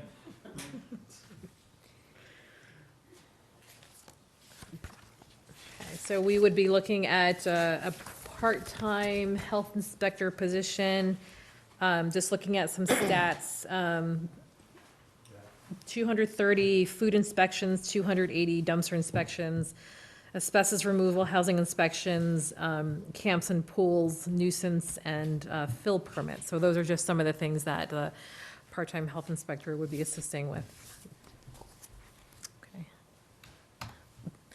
Human resources, their austerity budget is a 1.92% increase. There are just various small cuts to office expenses and so on. The needs budget is an 8% increase. This is primarily due to increasing the administrative secretary position from 25 hours to 35 hours in that office. All right, IT. Less than a 1% increase for the austerity budget, and a 3.98% increase for needs. The primary difference is approximately a $24,000 increase in the desktop replacement program and various supplies related to computers. I just wanted to note that the department is looking at potentially $250,000 in one-time expenses for core switches and so on in the next 3 years that I'm not including above, but I just wanted to make note of. The planning department, this is a conversation that's still happening right now. The austerity impact says none, but there will actually likely be an austerity impact because we are in the process of trying to figure out how to fund both various plans, such as the master plan, which is a major priority for the town, and potentially look at doing some of that within the budget, as well as looking at other sources for that effort. But for the needs, there are a number of positions that we've been talking with the planning office about, including additional planning, on-call services, and zoning enforcement. So the needs have actually been culled down to what I consider to be some priority areas for us to look at. Okay, police department, another 3-slide department. The austerity budget is a 0.56% decrease, and their needs budget is an 11.8% increase. The austerity budget, there's a reduction of 2 patrol officers, so we would actually scale this or ramp this down. There'd be initially 1 existing patrol position that is currently vacant, so we would not fill that position. There is one staff that is leaving, so we would likely not fill that position until we knew where we stood with the budget. Crossing guards, there is a recommendation to reduce this by 12 positions. That would be about $100,000 savings. In terms of locations, we're waiting for a recommendation from the police department with school input as to which intersections we would highlight. There's also a reduction in our downtown parking wardens. There are 3 of them, 1 full-time. That person would be retained, and 2 part-time. Those are the 2 part-time that we would reduce. And there is a stipend for an officer to have the K-9 duties. So we would eliminate the stipend, but not that officer, just the stipend, so we'd reduce that capacity for the police department. Needs budget. This would add 4 additional uniform police officers, including 1 detective. So the 38, instead of going down to 36, the 38 would go up to 42. And this would also add 2 dispatchers. There are 5 full-time and 2 part-time, so this would add 2 full-time dispatchers. OPEB. I'm sorry, I had a question on police. If we go down to 36, what does that do as far as like shifts? Are we going to have shifts that are understaffed? Do we know what the impact will be as far as how many patrols we will have on the street? So let me just say this. The answer is yes. I don't know if I necessarily want to share that exactly but I do have that information, and I can sort of maybe share that with you offline specifically. I also don't know if, we'll specifically commit to that, but at certain days and shifts, there will be reduced manpower. Yeah, no, I don't want to know I don't want to say exactly which shifts will have reduced manpower, but, if we would have an idea of like how many shifts will have reduced manpower and, I think a lot of times people ask, well, why isn't the police out there ticketing speeders, doing speed enforcement? And if we don't have enough patrols, that's really an issue, right? And it seems like we don't have enough patrols on duty today. I can imagine what, cutting 2 is going to do in the future, so. Can I ask you a question about the dispatchers? So 2 additional full-time, there's currently 5 full-time and 2 part-time. So is it fair to assume from this that there's a current need, like the 5 full-time and 2 part-time is sort of underserving based on what the need is currently? So I will say yes. There's a lot of information in my brain right now, so let me just see what I understood from the chief in an earlier discussion on this, that if somebody's out sick, it really stretches out their dispatch capacity, and I think at some points it got so bad they had to throw over and have another town or another operation pick it up for a very short period, so it's a 24/7 operation, so having somebody out sick is, or if, for example, 2 people are out sick, you have a big problem responding. But even if they're not sick, it sounds like there's a need. It's tight, yeah, I mean, that was my impression from discussions with him. Okay, thank you. Well, I mean, if there's 4 shifts, right, for 24/7, then that means that there's plenty of shifts where there's only 1 911 operator on duty. Or where there's none, according to the 5 full-time and 2 part-time. So, which is probably not the case, but in any event, there's a need that needs to be fulfilled, we'll assume. Yeah, and I couldn't find it quickly, but there is some interesting way in which calls come in that you often will actually need 2 people, the way that it's sort of taken and dispatched. You might have to put somebody on hold. Okay, thank you. OPEB, other post-employment benefits. We are currently funding this at 200,000. On a austerity budget, this wouldn't be funded. In a needs budget, this would be funded at 250,000. This is a pretty large liability number. I'm sorry I didn't come up with the total number, but this is also a moving target. But the more we contribute, the faster we're able to fund it and meet our liability. And when we don't fund it, then we sort of fall further behind. All right, next steps. The budget document also comes with pretty extensive narrative. So we're pulling together the whole document right now and reviewing all the narrative. We are required to submit the budget to FinCom by February 15th. But we are fast tracking that process right now. And so FinCom will see that budget probably sometime this week. We are going to continue to monitor costs and revenue estimates. For example, the January 23rd date that the governor is going to come out with his budget, we'll take a look at that. We'll continue to meet with our consultant regarding health insurance and make sure that numbers continues to be accurate or if anything changes.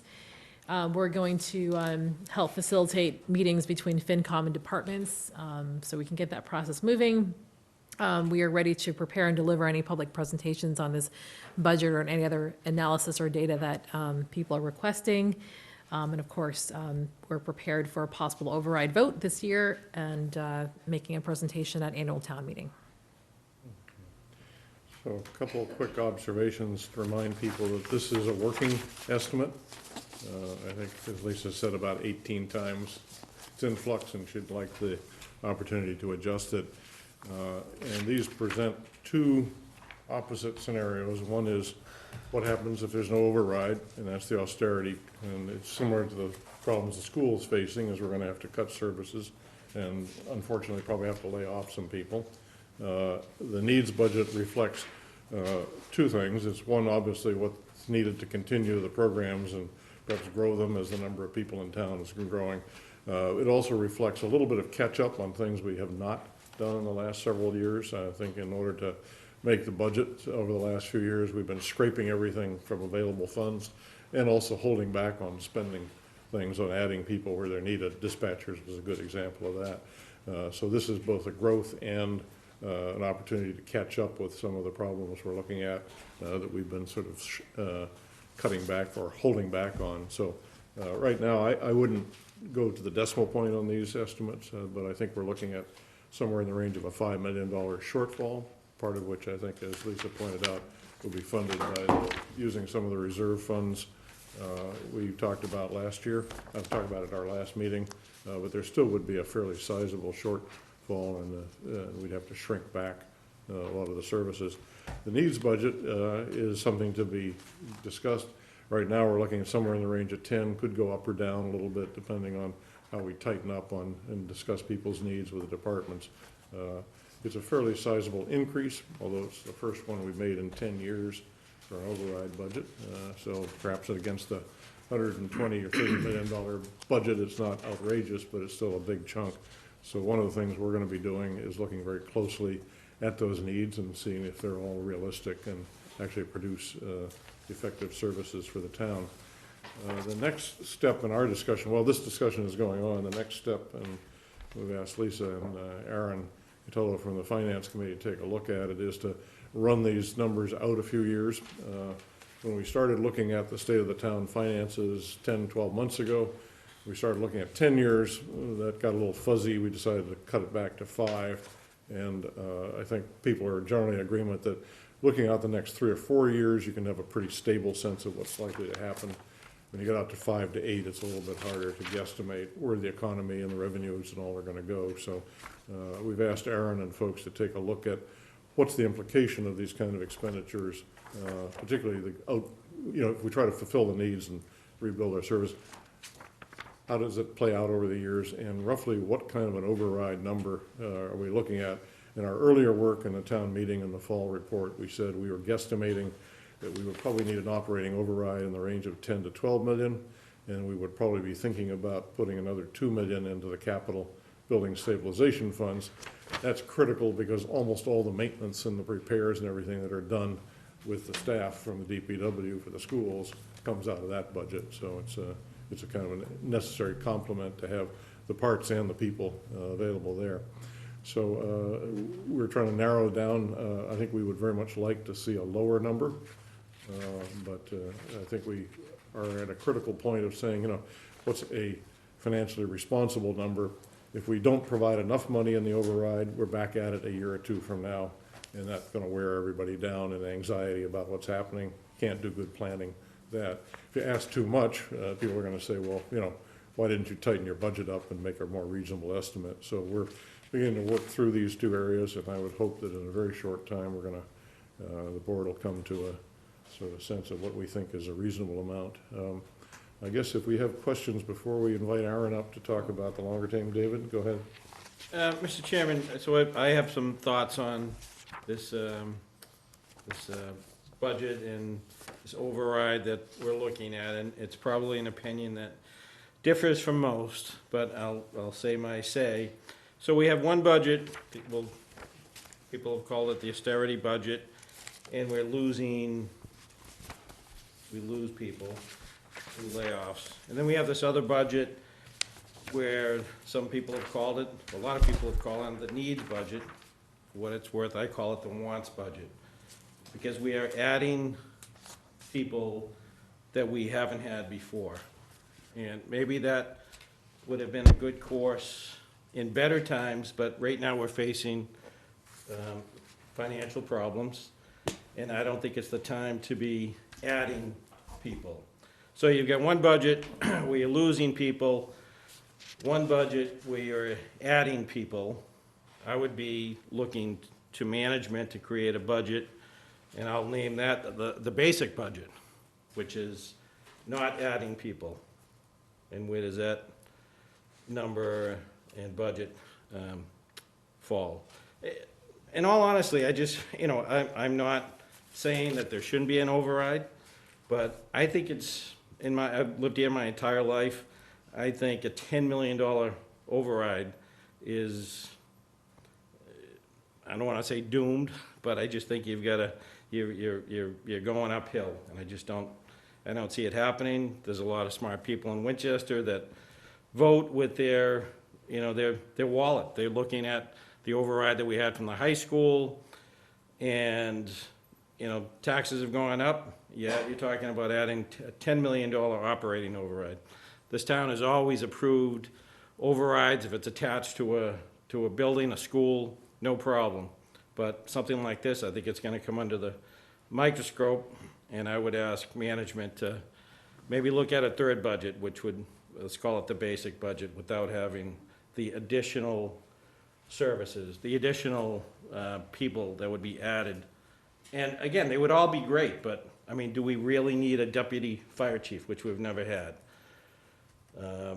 You know, just looking at the list, they would all be great to have, but I just don't think it's the time to be doing this. And I would be looking at a budget that would not have the additional hires.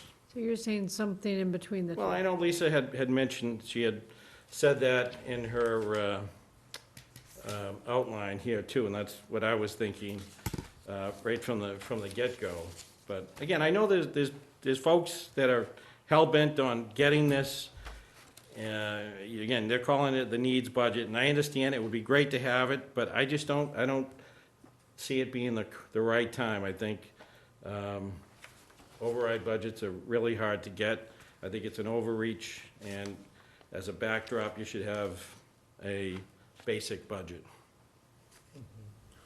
Well, I mean, what we asked the town manager to do was to bracket the problem. What if we don't have an override? What would you want if you Right, but do when it? I agree. So arriving at some sort of other point between those two is the responsibility of the town manager and this board over the next week or so of discussions. In a lot of the detailed discussions we've had with the departments, we realized that in rebuilding the high school, we've added considerable space there. In rebuilding the McCall, adding to the McCall, we've added space and systems there. And likewise, the VO is larger. So on one level, we've added space and we want to have those maintained. So there are some positions that we've basically not bothered to do, but we're running short on maintaining some of those buildings now because of the added space. We're stretching the DPW folks much further than we probably can get away with for another couple of years. So in some cases, whether you need 2 dispatchers or 1, we can always look at that, but, I agree. So there are some real needs in there, and then there's obviously some departmental desires that we can work through. Right. Yeah. And again, Mr. Chairman, I'm not the type of guy that's, because I know there are people, hardliners that would say, never an override, they're not gonna, I'm not saying that, but I'm looking at this, and to me, it's clear that we're adding a lot of positions. And again, we're, at this juncture, Winchester financially has got some hurdles. So I don't think it's the time to be, doing these reaches for extra people. They would be great. Yeah, they would be fantastic to have. But I think when you look at the big picture with the way taxes have increased in Winchester, with the high school, which is great, there needs to be a relook. And in my opinion, maybe a way to do that would be what I would call a basic budget. I completely disagree that just because we don't have somebody today that we don't need them. I mean, we clearly need more police on the streets. We have shifts when there's, we have an emergency room in town at the hospital. When there's a disturbance there and officers have to go there, then there's 1 patrol left on the street on many shifts. We haven't been talking about it because we don't want to talk about how scary that is. The fact that we have shifts where there's only 1 911 operator, to say that we don't need it, I completely disagree. We're not talking about adding a huge amount of people, 4 firefighters, to a department that currently has, how many? 50. What's that? 50. 50. So adding less than 10% so that we can have full staffing. We have the engine on the West Side Fire Station, and we can't fully staff it because we don't have enough firefighters. We've been cutting. The reason we've gone 10 years without an operating override is because we've been cutting these positions by attrition. And so we need the positions, and that's my view. I think this is a very constrained budget increase in the number of people that are being added in the needs budget. I don't think this is a wants budget at all. If this was a wants budget, it would be a lot more than 4 firefighters, it would be a lot more than 2 police officers, and it would be a lot more teachers than just to keep up with enrollment. I think absolutely what I'm seeing is, and I've been involved in this for a year, I expected the needs budget to actually come in a lot higher, and I'm actually impressed at how tight the budget is. So I couldn't disagree more. As an example, for at least 25 years, the fire department had 44 firemen. And I think it was a year or 2 ago that the chief went to FinCom to get another 4 firemen. Again, we went through 25, 30 years of having 44 firemen. The chief got another 4, and now we're talking about adding more. Again, we'll find out. Again, I think we need to be careful in how much we ask for, because, if you ask for too much, you're gonna get shot down. That's my opinion. So, maybe a relook at a basic budget might be something that's more achievable. Your goal, or our goal, is to get something, because if you don't, then you're really screwed. And I think, some people are gonna look at this and say, I'm paying a lot of taxes, and I've been paying more because of other overrides, and you may not get it, so. My goal is to get what the town needs. I mean, to say that it's politically expedient to go for a smaller override and then to not provide the services that people expect to have. Yes, we all pay a lot in taxes, but we also expect certain services. And to say, well, let's have an override in the middle, even though it doesn't meet our needs, just because it's politically expedient, and then to have to face people and say, yes, you voted for an override, yes, you raised your taxes, no, we can't provide the services that you were expecting, because we didn't have the courage to ask for what we need. Well, again, you and I have a major difference of opinion. Well, so we can begin to look at tightening this up over the next discussions. Mike, comments? You know, I would agree with Dave. Certainly, we need an override. It's long overdue. We've had enrollment increases. There's demand in staff. I'd like to see us spend a little bit more time incrementally adding staff. I mean, certainly, there are needs there. I don't think that we can solve all of those problems overnight. We just spent a year doing a town-wide needs assessment. 66% of those respondents said that the cost of living in Winchester was their number one concern, the high cost of living. And so I think we need to be responsive of that. You know, it's not just how much we need, but it's what that impact looks like on our residents. So I know certainly school-age families, I'm one of them. We look at the schools and what the need is there. And certainly it needs to be met, but if there are ways that we can look somewhere towards building some of this incrementally, and I think that's where Winchester has been successful over the years. We've kind of incrementally increased our budget based on our needs. There may be a demand for police officers that we can't avoid, and maybe that number is a little bit higher. But maybe there are some additions to staff that we add later on in other fiscal years. So my concern is we've done very little in the way of impact study for seniors and for lower income members of our community. And I think that is not very inclusive, and it's not very equitable. And I think to that end, we could spend a little bit more time and evaluate somewhere between what the needs as they exist here and the austerity. I mean, it's such a huge difference between what we're saying we're needing, what the austerity budget is. I mean, there's got to be some way in between that we can build towards that needs budget over the next few fiscal years. We're not talking about addressing these needs in 10 years. We're talking about the next few fiscal years. We went ahead and front-loaded the increases in the collective bargaining agreement for teachers, which is something we've never done before. We did it at the worst time possible for us. So it doesn't mean that teachers don't deserve that pay, but we're putting a lot of that at risk by asking for one of, if not the largest override in Massachusetts history on a campaign in the shortest amount of time that anybody's ever done this. So that's my concern. We certainly need money, and we certainly need an override. There's no question. Enrollment, is something that's been pushing us to the brink with unfunded mandates for special education. So we need to address some of those needs. We need to compensate our teachers, and we need to probably hire some more on the public safety side. But if there's a way that we can do that incrementally and lessen the burden, I certainly would encourage this board to look at some senior tax relief over the next few months. I would like that commitment from this board that we do that. And hopefully we can propose something for Springtown meeting that will lessen the burden on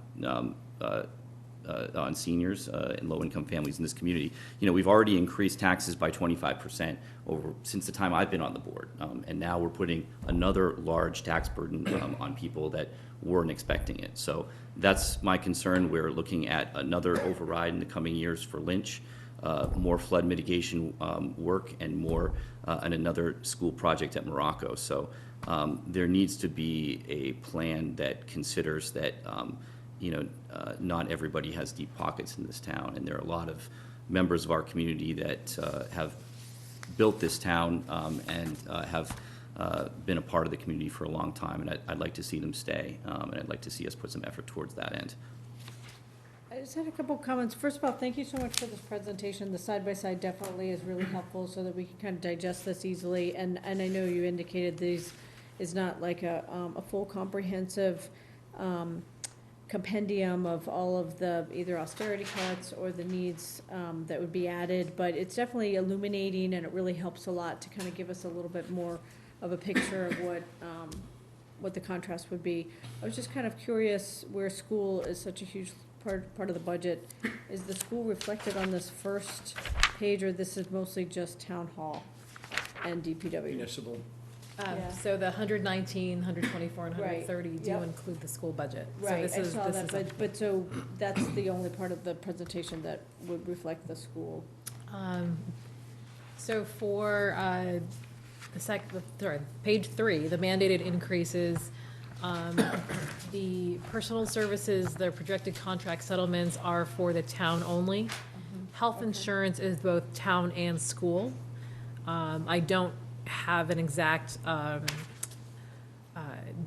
percentage or even number of like the $12 million we're anticipating, how much is schools, how much is town, but that's for both.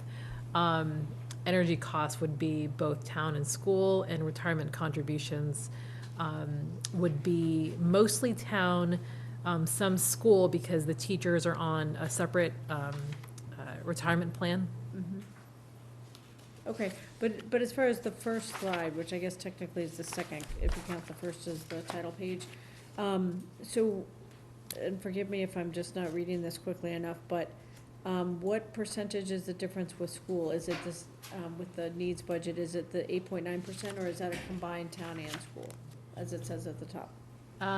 So those are combined increases. I do have in my spreadsheets, so for example, if it's a 8.9% increase, then it might be, it's a different percentage increase for both the town and the school. They're Right. both not exactly 8.9. Right, and maybe they're both not 4.45 or something like Exactly, but half, in, so- but this is all helpful, so as I compile more information for you, I can make sure to, Okay, have do you that know just breakdown. off the top of your head, like roughly what they would be respectively, town and school percentages, See if either I for can. austerity or for needs?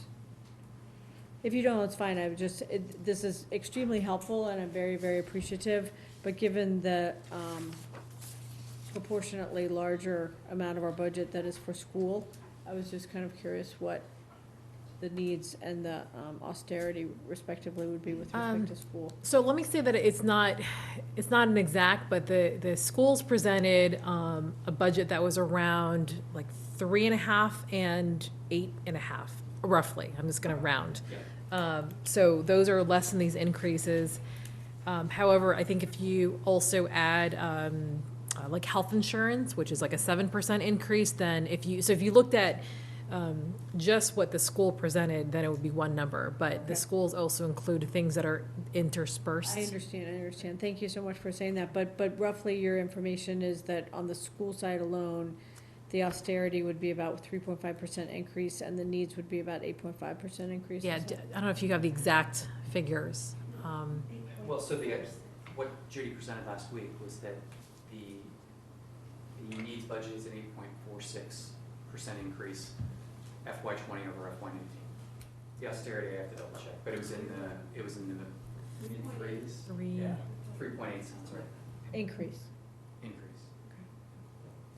okay. And the other just item that's admittedly minor, but in light of what Selectmen Betancourt and Arico were saying, I would just sort of note also that it's certainly possible that many taxpayers in Winchester, as far as timing goes, I'm not exactly sure which way this falls, but because of the new tax law and the cap on deductibility of property taxes, the full impact of that on residents of Winchester will be experienced presumably, April 15th.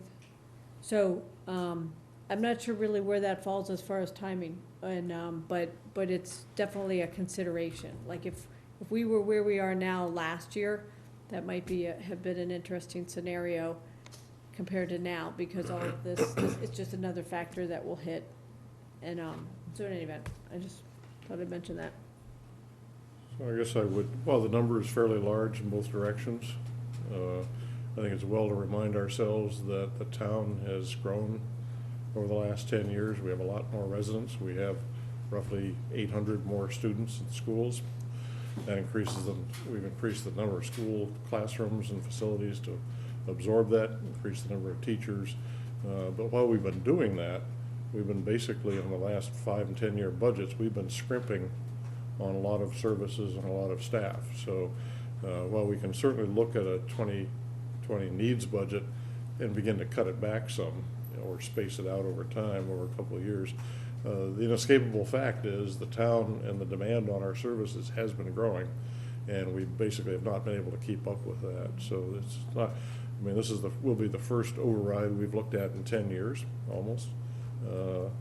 We've done pretty well to this date, but it's been done by cutting and scrimping, and I think the pace of growth has outstripped us at this point. I would just note, though, that some. And a big part of it is the schools. Yeah, clearly, well, exactly, and so Yeah. this hard work that our wonderful town manager has done, I'm sure we'll be seeing something like that on the school side, but that would also provide more illumination, I'm sure, for the difference between the austerity and the needs. That was presented last week on Tuesday at the school committee meeting, yeah. I mean, what I would say about the tax relief, I think, yes, it's absolutely necessary that anybody who's struggling, that there are options. So, I mean, any proposal, I would be happy to, so if you have a proposal for how we can improve our current tax relief options, I think it's absolutely something that we need to provide, because we don't want to be driving people away from town because of, you know, the taxes make it unaffordable.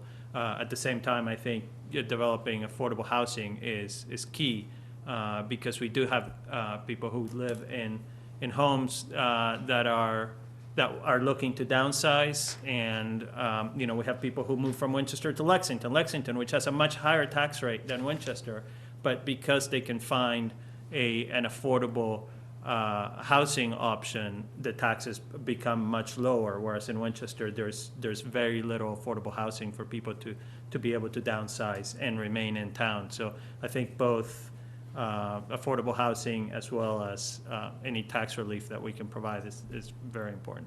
Well, over the holidays, Dave convened a working group of about a dozen people to look at that issue. I don't know, Dave, if you want to summarize the sort of Yeah, but I only think, that I know where Representative Day is still working on getting us some data on seniors and income thresholds and whatnot. I talked to him probably late last week, so I'm hoping, I know we had talked about getting together again, so I'll give him a follow-up call. yeah, what we looked at was there are thresholds set by the state and others. If your income is above this amount, or your house value assets are above that, you don't qualify for a property tax relief.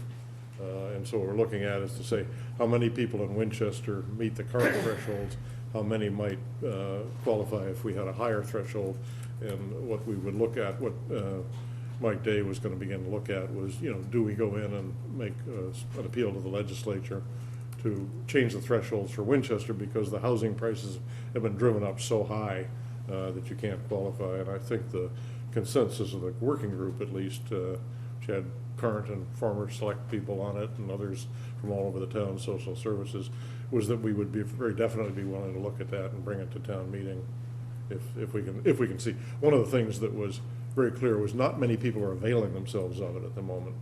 So, and despite considerable outreach in the past, so we need to look both at what we could do with the thresholds as well as what we could do with outreach, or if there are alternative programs that reduce their cost of living above and beyond just the pure property tax relief. But Dave, we're working, so I think we're interested and we're working on it. Yeah. The only thing, again, that I would say, just a thought, again, you know, I can get behind, I can support an override because I rely on factual data, and when I look at what's happened with the student population, it's defendable. So I could go to even people that say never an override, and I can stand up and say why I would support an override, because there's facts to support that. But I look forward and I say, okay, so we had the high school override, the field override, we've got this override, which is, again, one of the largest overrides in the state. And then we're gonna be looking at Morocco and Lynch. So, you know, the Morocco and Lynch are very important assets to our kids in our schools, and that's something that, you know, I would certainly wanna get behind. But again, at some point, the citizens are gonna have,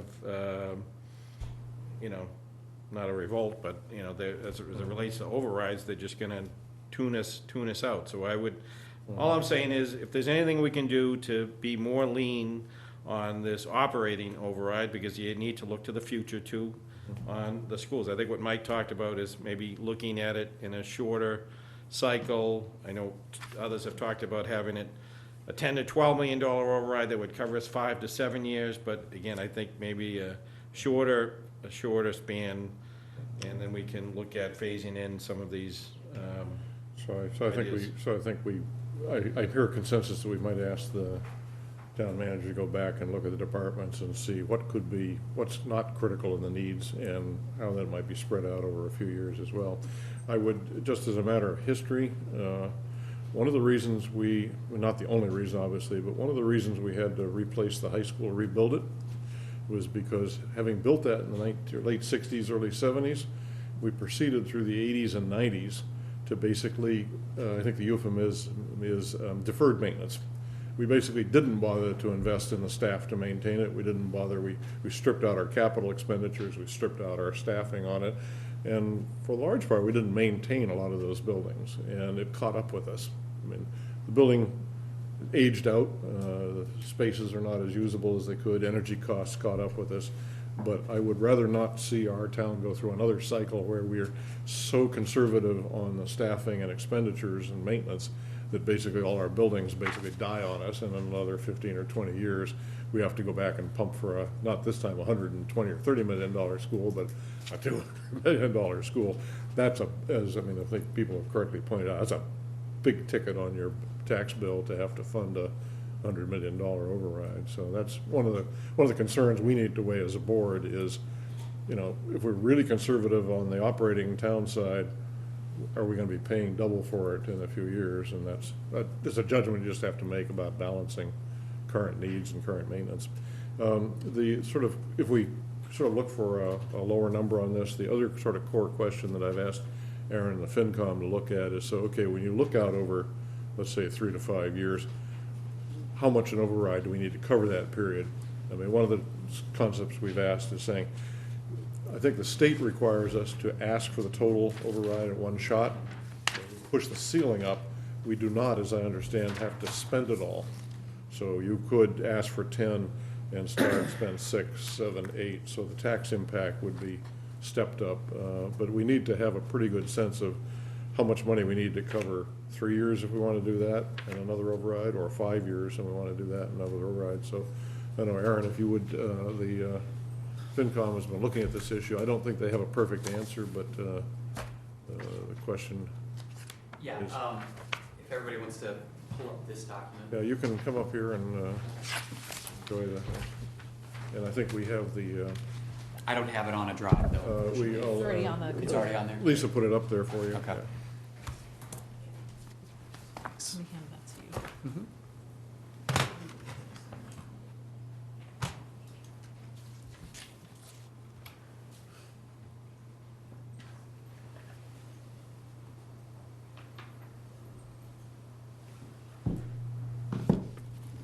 So the first thing I would say, well, thanks for having me, I appreciate that. But the first thing I'd say.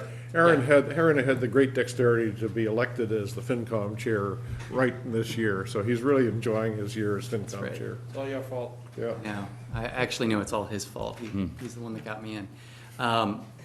First thing I'd say is that what I'm going to talk about here is still very preliminary, right? It's not a recommendation from FinCom, and it hasn't actually been voted by us yet. But that said, obviously given the timeframes associated with the need for getting an override on the ballot, et cetera, we understand that there's analysis that needs to be done. We started this analysis back in the summer, as we talked about at Fall Town Meeting. This is a continuation of that. So from a process perspective, as Lisa highlighted, typically we get the budget, FinCom that is, and start reviewing it as of about middle of February. We'll probably get started early. What I'm going to show you right now is, again, preliminary analysis before that even happens. And we will vote looking at what this override range could be on Thursday night, and that'll be kind of a poll vote that we take, okay? So first thing I would say is let's start with assumptions, even though I didn't put those on the top. And if it's easier, this is, what I'm showing here is exactly what you have on paper. So base assumptions, revenue for FY '20 to FY '25, we set the total tax revenue, held it constant at 3%. So that's the 2.5% for Prop 2.5 plus new growth. That's in line with historicals. From a municipal budget standpoint, for FY '20, we largely matched the expenses that Lisa just walked through. It's not perfect. There are some things in looking at what Lisa showed that we still need to go ahead and align. Can I interrupt, which, the austerity or the needs? I'm sorry, this is override. I'm only speaking to override right now. And it says needs also, by the way. Yes. Needs override, using those synonymously, because that's how she described. This is a needs-based budget. So yeah, to be clear, I'm just talking about the needs-based or the override budget, okay? So in terms of assumptions, again, municipal FY '20 largely matches. It's not perfectly aligned yet. FY '21 to '25 goes a little bit beyond, obviously, what Lisa just showed. She focused on FY '20. We looked at municipal budget increases of 3% plus the specific departmental asks that were laid out on 1.3, if you remember that presentation from the select board meeting. From an education standpoint, FY '20, the expenses matched the 8.46% override scenario budget that Judy and the schools presented last week and that was voted by school committee. FY '21 to '25 shows budget increases of 6%, 6%, 6%, 5%, and 5% respectively. And that, well, plus the phased asks that were part of the 8.46% budget. And that aligns with preliminary analysis that superintendent has done associated with the likelihood of enrollment increases over '21 to '25. Does that make sense so far? Mm-hmm. From an operating reserves perspective, FY '20 and '21, we show spending operating reserves down from their current level at above 10% down to 8%, and then holding those operating reserves at 8% throughout the remainder of the analysis that we did through FY '28. And I'd highlight that in our FinCom meeting last week, we voted unanimously to hold reserves at 8% in an override scenario. The thought being that if you're actually going through with an override, why spend all the way down to the lower end of the policy? And then lastly, capital.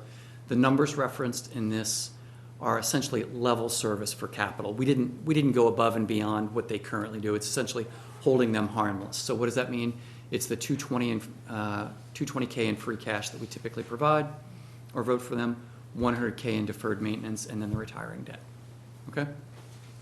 So then scrolling back up and looking at, okay, what does that actually look, or what's the output of that? If you look at a 3-year time horizon, so FY '20 through FY '22, the projected total amount operating would be 26.8. What does that break down to into a per year amount? Operating 11.8, and then capital 1.3. Now, if you look at a 5-year time horizon, it's going to be larger, right? It's 56.8 operating over that 5-year period. Per year needed amount operating is 16.1, and capital is still at about the 1.3. It's a little bit different, but not significantly.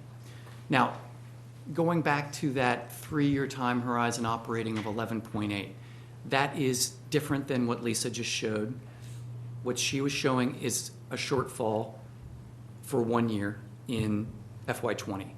We're going beyond that and projecting, and actually the total need over the course of the 3 years is a little higher than the 10.25. Again, still preliminary. We still have some tightening up to do with this, but that's where things net out right now. So the, Like, I need the cookies. put them over there. Dave first, we're not gonna get any when it comes around the other side of the table. Yeah, this is the last override. Watchers or? I think we'll put this back out in the audience. And, Yeah, I'll second. I was just bribed by FinCom. I know, I think she did give it to you. FinCom doesn't take a stance. We just provide numbers. No bribing. So if I read these numbers, we would need an override somewhere in the 10 to 11 range. That's correct. To cover us through the next 3 years. Yep. And perhaps a little more if we wanted to make it last 3 to 5 years. That's correct. Okay. And- Again, the reason, I just want to make it clear, the reason for the difference in what I'm showing here Yeah, and what Lisa showed is that we're including assumptions that go beyond FY '20. And you're working on this, the base number that Lisa had in the needs budget of 130 million? This is based on that, yes. Right. so if we were to cut this budget back, that would also cut back the. That would impact this as well. Okay. Yep. And so this is actually a shorter period of time than Lance was articulating earlier? I'm sorry? This is actually would be covering a shorter period of time, 3-year time horizon. Yeah, I mean, when we started out, we were looking at doing a 10-year, and we stalled on that, feeling we couldn't project that far in the future. Then we looked back to 5. What we were estimating originally what kind of an override would you need for 5 to 8 years, is I think what we talked about at the fall town meeting.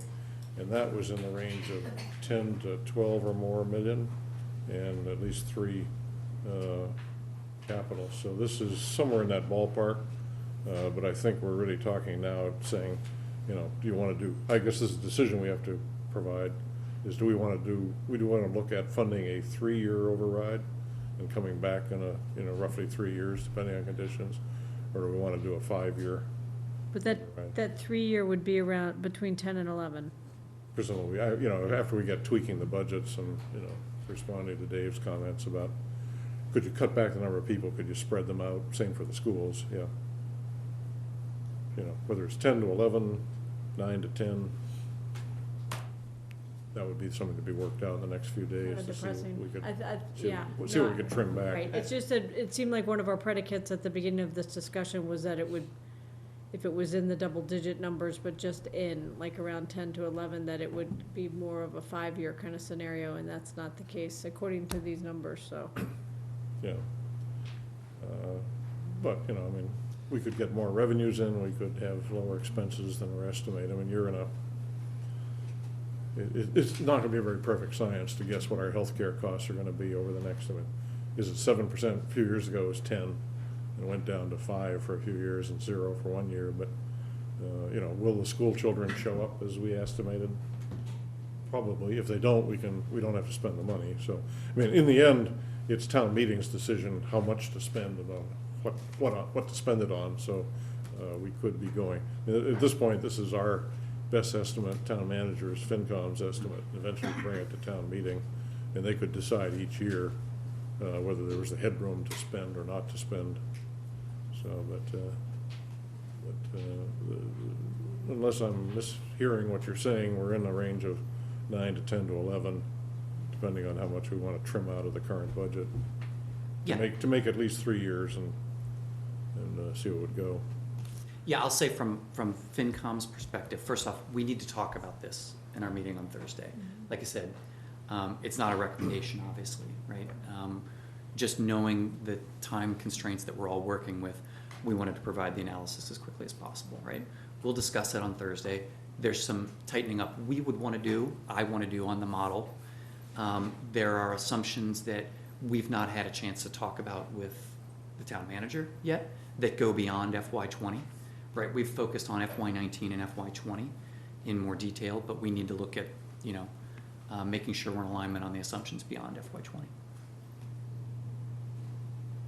Yeah, we can cut down the amount of override by only going for 2 years, but I think once you begin to do that, you're into a very wobbly financial management scheme. You're depending on, Yeah, I think, you want to do some budgeting, you don't want your staff spending all their time going to budget hearings on, having to scrimp back on stuff, so I'm guessing that at a minimum, we'd want to do an override that would carry us at least 3 to 4 years. I don't know, I'll take other Yeah, opinions. it's hard to plan for multi-year, initiatives if if you don't know if the budget's gonna be there 2 years from now, right, so. Any questions for Aaron? He's said he'd answer any difficult or embarrassing questions tonight, so, Not difficult, maybe. yeah. Thank you so much. This is a nice concrete analysis, very easy to understand. Thank you. So I think from the discussion I'm hearing, we probably should ask, I guess, for Aaron and Lisa to compare notes, and particularly to see if there's some ways of cutting down some of the budget estimates, see if we get it down closer to 10 or 9 or something like that. I don't know how far we go down and not. I mean, I hear Dave's concern that we're adding a lot of staff. On the other hand, if we're growing by 700 or 800 and the population is now up to 23,000, where it used to be 21, we've got a problem of staffing and delivering our services. We can spread those out, but I'm not sure we can get away with dropping the services in Winchester. I think, particularly the schools, that's one of the major draws that keeps our property values up. And if we basically begin to wobble on the quality of the schools or funding of the teachers, sooner or later it's going to show up in our property values, and I don't think people are betting on that as a good outcome. So it's a lot of concern. Mike, My only other concern, I think I mentioned at the last meeting, is just health insurance costs. Is something that we will know over a period of time will just continually increase. We had the benefit of a little bit of luck and good planning by our previous town manager, where we had kind of 0% increases over a couple of our budget years, which is just not going to happen. And so I think with our municipal employees, I don't, we had to look at a plan change last year because our number, moved up so quickly, and we're just not in a good position reserve-wise to handle another big jump in our health insurance costs. And I think for our municipal employees, continuing to chip away at the benefits that we provide them is not okay either. It's a form of compensation that is expected at a level that is certainly expected. So if there is a way that we can, identify, specifically carve out a certain amount of money, and maybe this is for FinCom, to identify more of a kind of a healthcare stabilization or not necessarily a fund, but just kind of segregate that number and have specific projections over a few years. That is a concern of mine because it kind of comes out of nowhere and we're not otherwise prepared for it. I mean, I can tell you the assumption used Yep. right now is 8% for Yep, year. right. Yep. And that's one of the big drivers That's of a big this, driver, is the 8% growth year over year. I mean, that's. Yeah. Aaron, just for the first year though, right? No, we've actually carried that forward. Carried That's that what we, forward. yeah, that's what's up. And it doesn't look like the federal government is ever gonna fix that for us at this point, so. Well, they got to open first, but but I think, if there's a way for us to set aside a certain amount of money that is protected, for that over a period of time, besides including it in the budget, I think that would be helpful as well. So especially if we are increasing our employee pool over a period of time, the risk is going to be greater for us. One thing that I would say is that it seems like we have agreement that we need an override. It seems like we still have some concerns as to whether some of the needs can be spread out over a couple of years instead of all up front. So I think we should probably look at calling a special town meeting for the week before vacation week, so that we can report and inform town meeting on what we will be pursuing. Because by then, we will be 4 days away from the 2 budgets being submitted, so we will know what the numbers are, and we will know what will be on the ballot, right, so. Yeah. So these are procedural scheduling issues, and I'm watching our town clerk, Mary Ellen Lannon, sitting in the back there saying, "Sooner, please, I can't go to the printer at midnight and ask for the materials." So what I'm going to suggest we do is, well, back up. We promised fall town meeting that we would come back to them and explain where we were and what we were going to do on this piece. Because this is an operating override, town meeting is not technically required to vote to approve it. If it were a debt exclusion override, town meeting is required to vote on it because it's a type of an appropriation of monies. So in talking with Peter Haley, our town moderator, what he suggested and what we've been checking with Lisa and our town council is we would hold a special town meeting, probably on February 11th, before people go on vacation. There would be one article on it. The article would basically be similar to our regular town meetings. The article it'd be, Article 1 would be basically to hear the reports of the town officers and the finance committee. In this case, we'd say on the state of the town and the budget outlook, and take other action. So it would be, we would not be forcing town meeting to take a vote. We'd be basically asking them to listen to the report so that they are as well informed as anyone. I think we promised town meeting we would do that. I think it's absolutely critical that we go back. They're the people who spend the most time paying attention to town events, and eventually, come May-ish, they're the ones who are going to have to vote either for the austerity budget or some form of a needs and override budget. So I personally think that, well, we're not asking them to actually vote on the override or amount budget at the time. It's absolutely critical. It would be completely irresponsible on our part not to inform them as well as we can. So if we do that, we basically, the town, under the town charter, it's our board's responsibility to call the special town meeting. So we have to actually do that. We have to open a warrant. I would suggest we do that tonight. And we propose one article, which would be to hear the town reports on this article. We would do that. That would give Mary Ellen a time to notify town meeting members and such like that. I did talk with the moderator. He is available on February 11th and said he would show up. He thinks it would be very useful. Are you saying, Lance, as a point of confirmation, that we inform town meeting, which I agree seems important to do, but are you saying then we wouldn't call a vote? Yeah, there's nothing technically to vote on. By state law, if we were bringing a debt exclusion question to them. I heard what you said, yeah, but. So they would absolutely have to vote it, but an operating override does not require a vote. Yeah, but are you thinking, in spite of what you just said, that we would or would not request a vote? I understand what you just said. We would request a vote for them to accept our report, which would be a sort of a proxy, but it would be, we would really not be asking town meeting explicitly to vote up or down the override, but to make sure that they all understand what's coming down the road to And as them. far as the amount, that would be part of the presentation, or are you suggesting that We there be would feedback? probably want to have it pinned down pretty closely. I don't believe the amount has to go on the ballot question, and I believe, Mary Ellen, we have until sometime in February to actually nail that down.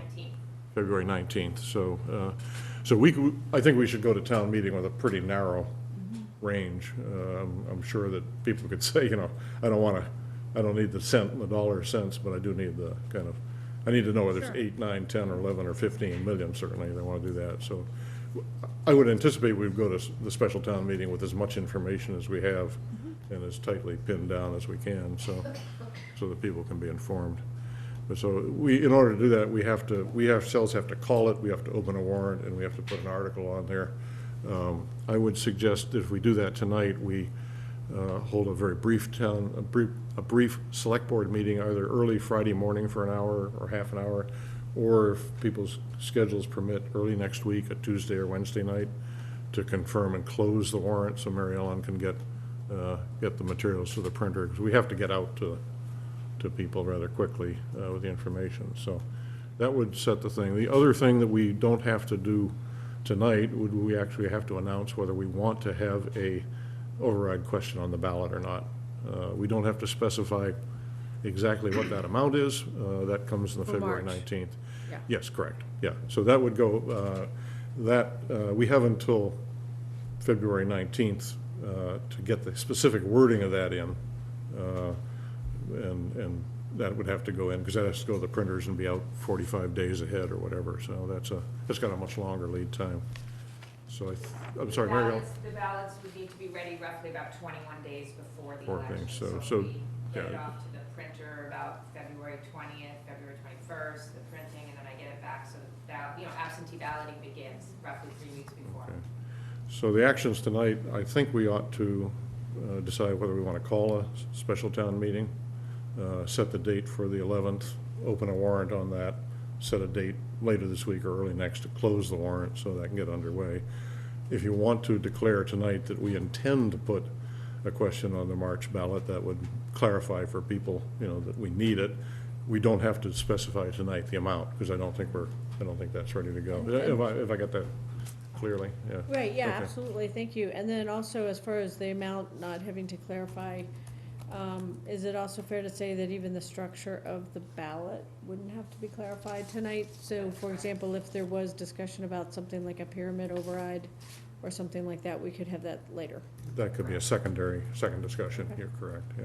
Okay, I'll open, so the board's pleasure, do we want to, So just to yeah, let me go, you want to go? let me go? confirm, Yeah. you're saying that, so there is no vote at town meeting, so how do you see that flowing? There'll be presentations made, and you'll open up the floor for Yeah, talking. discussion and questions? Yes, yeah. But talking with Peter, he thought the easiest thing to do, because we're not asking people to appropriate money Yeah. or to change the law or to change the bylaws or anything like that, there's nothing by state law that the town meeting can act on. However, if we have an article that says the purpose of the special town meeting is to hear the reports of the town officers and FinCom, we can have the select board, capital planning, school committee, others, everybody can, give us, as we did at the fall town meeting, can give their people a clear report on where we are with the budget and how they would spend it or not spend it, and what they think, what their recommendations are for the override.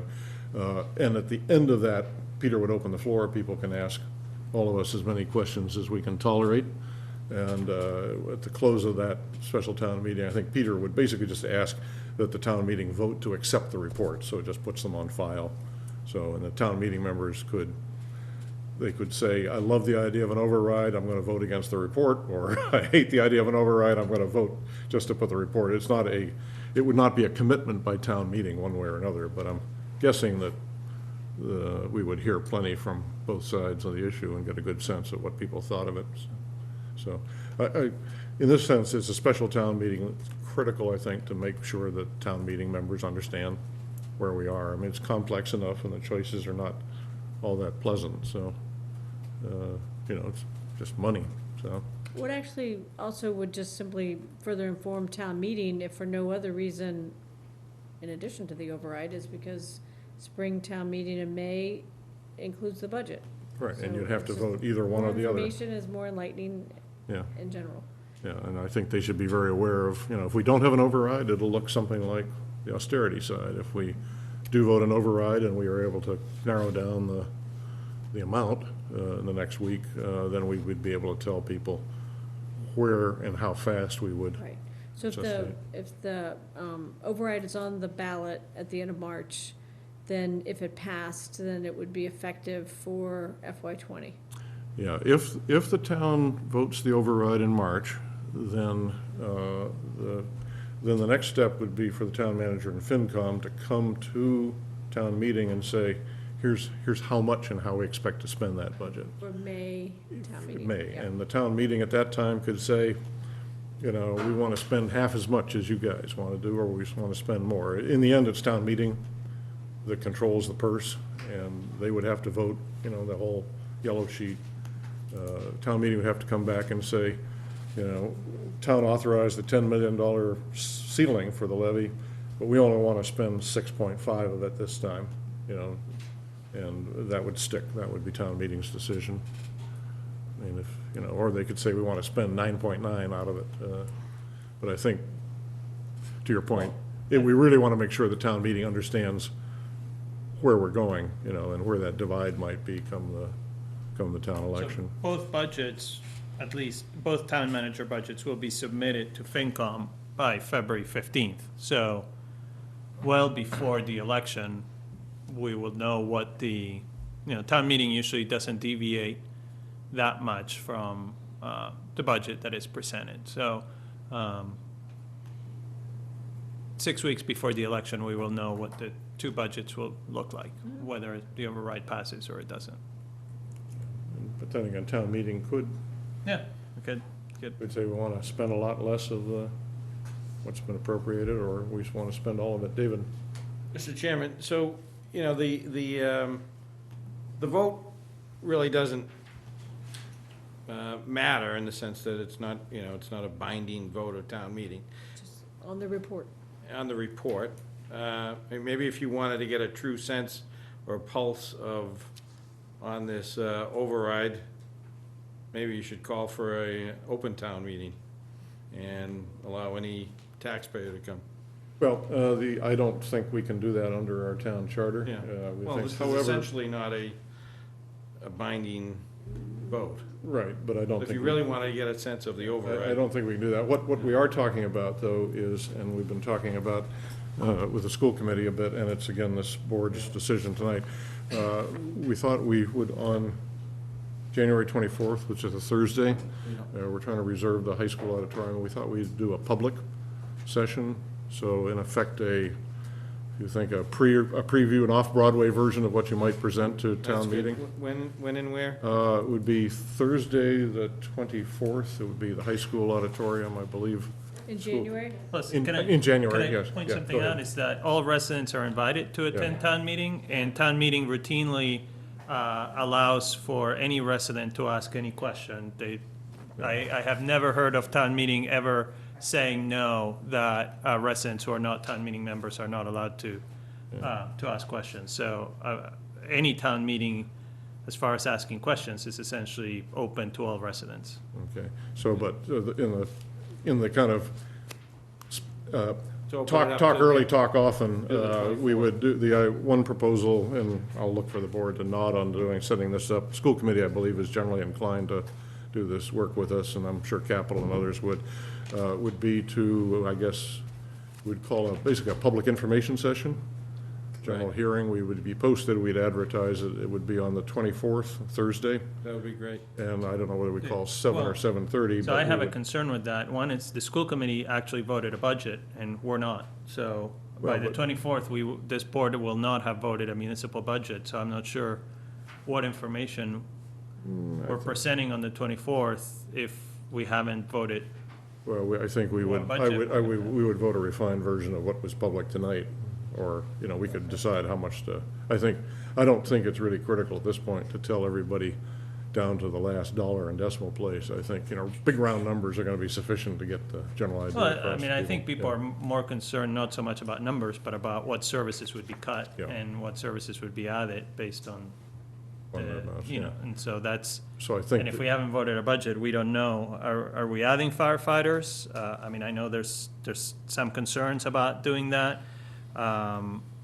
You know, so it's hard to know what we're going to present if we don't even know what, you know, what our Well, budget would look like. I agree, but I think that's the reason we would need to narrow that down, you know, later this week or early next. I think we want to narrow down and see if we can reduce this budget and the needs budget by X amount, we should probably get that down to a closer But we don't focus. have a meeting scheduled before the 24th. We could, Okay, that's what. all right. That's what fun is. So, in terms of things, the meeting on the 24th has been talked about. I think that would be a good idea for us to be a wide open public meeting. You can come and ask questions. It would not be a vote, it would not be a town meeting, but it would be a good information session. And I know there's work underway to see if there could be a daytime briefing put together sometime in January for the Jenks Center for seniors and others who might be not available at night or want to come in to talk to get a Good idea. sense of that. So, and then I think in the school committee meeting certainly, and I think on our part, if any other group, whether it's a precinct group, a business group, a social group, community neighborhood group, if anybody wants to get more information on a kind of a coffee level, I think, I'm looking at 5 people I know on the board here would be happy to volunteer to spend their evenings explaining details to groups, so I think we would put that out. In addition to the big meetings that would be certainly available for smaller meetings to talk about the implications and impacts. So, okay, David. Yeah, I know we talked about this a few weeks ago, I think, again. It just seems like there's still so many loose ends, you know, and I think there's some conflicting viewpoints, but it seems like things are moving forward, maybe coming together, but is it too tight of a a timeframe to have this override vote. And was there a discussion about having it later, and why did we not do it? It just seems like we need some more time to put together a budget and an override that Well, we when you certainly. rush, you make mistakes. So- Well, on the other hand, I have had many years of observing companies and agencies, and the longer you Yeah. leave the tracks never come together until the crunch comes. So I think that, we could put it off later. I think there are very sizable downsides to that. Talk to me. Okay. Laying one off of them- 20 people without even asking the town if they But want to also, one fund of them those is just positions? that if we put it off till June, then that's like so close to the end of our FY '19 that then we'd have such a little amount of time to either have to invoke the cuts or else even preparing for a budget with it passing. It, admittedly, this is truncated, Yeah. but, it's funny, if we were sitting here and it was fall, we might have more options. But it seems to me, correct me if I'm wrong, that since we're looking at the close of the fiscal year, that it's upon us, so. But we were sitting in the fall. I mean, we did a lot of this work over the I know, summer, but right? I'm just saying, I if we mean, were here in the fall, then we might have a few more options, but here we are, and the fiscal year's gonna end, so it seems like good management is if we're gonna do this, Yeah. and do it, because then be in a better position to make the smartest decisions for the town budget. Dave, I don't have the paper in front of me, but if you did a June, I think Mary Ellen. You talked that, but just. Yeah, And so we've June, only- if you yeah. did a June 4th townwide election, so, and that was the date Mary Ellen said, we've done it in the past at that period, so that would be a Tuesday. So that means that the regular town meeting in May would not know how much money they have to spend on 2020. Okay, so they would basically have to vote an austerity budget Budgets, two on budgets, assumption that, basically, that's where, if it goes down, we have to have something in place for the 2020. I understand from Stacy and others that town meetings cannot vote a contingency budget. So I don't think we can sort of say, austerity if it goes down, or needs if it goes up. We can't vote two budgets. So that means town meeting in May would basically have to sit and churn on basically an austerity or low budget.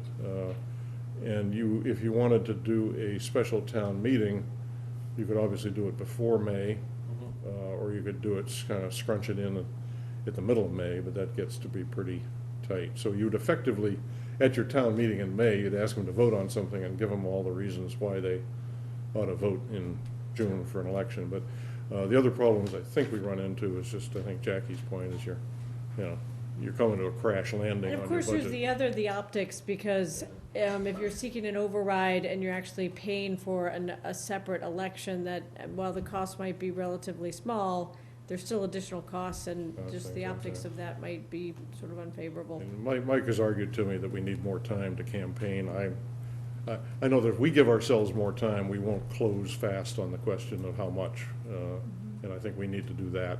I think we know the range. The question is, can we reduce it, tighten it up? I think the issue of putting it off doesn't necessarily gain us anything. Nobody in Winchester listens to anything about the town elections until after the February holiday, and then they focus on it. And if we've done our homework and talked to people starting now and in February town meeting, I think we'll be able to get a good sense of it. I think leaving it would be sort of tough. Mike? I think we've only been talking about this as a board for a couple weeks. I think we started at the beginning of January. And part of that discussion was that June 4th would be a potential date for us. And I know that there are downsides to it, but it is very typical in other communities that you have 6 or 8 months at least. I mean, I know the 5.18 override that Melrose is campaigning on, they started back in September for an override in April, and they've been knocking on doors and making phone calls and engaging the community. So I think that I would prefer that we have a June override so we can engage the community in a conversation about it, so we can move forward together rather than only focusing on campaigning to school-age families. I mean, I think that is cynical, and I think it's a little bit irresponsible. And- Suggesting that. Well, I think that that's what we've been doing essentially, so. I wouldn't. So I, you know, respectfully, I disagree. okay, I mean, I think that we've, I guess I would point So out that we've my been, issue with June is that, so we have to lay off people without even asking the town if, why do we have to lay off people? because the layoffs have to be done by the middle of May. No, they don't. That's by contract. But yeah, as Susan, go ahead. Yeah. explained at one of the earlier meetings, by contract, if we are laying teachers off, we have to notify them by the middle of May. I think the contract says by June, so by middle of June, June 15th. June fif- no, May no, 15th. May May 15th.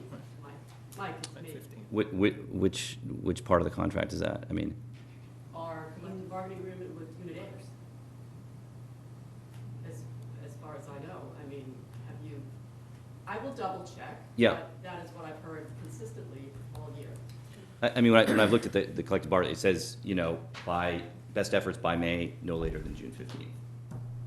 So I'm just saying it's, you know, I know that that's the reason that we're moving forward so quickly, but I just, you know, want to consider that Well, we. another reason was we started working on this over the summer with the understanding that this was needed by all of the town departments, not just the school department, and that this affected a whole range of services and a whole range of the town, so that we would have time to educate the voters and get the word out. This is not simple stuff. We recognize that we would have enough time to get the word out and have a real conversation in time for the regular March election. And now here we are. So I would just. I just don't, yeah. I mean, I agree, we definitely need an override. I mean, I think, you know, conversation is not telling people what we're doing, you know. Look, That's- a June override is 3 weeks before the end of the fiscal year. We're asking our town employees to not know if they're gonna have a job in 3 weeks, depending on how the vote goes. I think that that's bad management. I think it has to be in March when the town elections are. Okay. And I guess I would, Right. while I understand that more time is always good, I would mention, Mike, that, yeah, I guess I would repeat, we started these discussions in earnest back last summer. We met almost every 2 weeks over the fall. You attended a bunch of them. You mentioned at the Springtown meeting, you did a trailer saying that this was a coming problem to town meeting. We did a much more extensive presentation at the fall town meeting.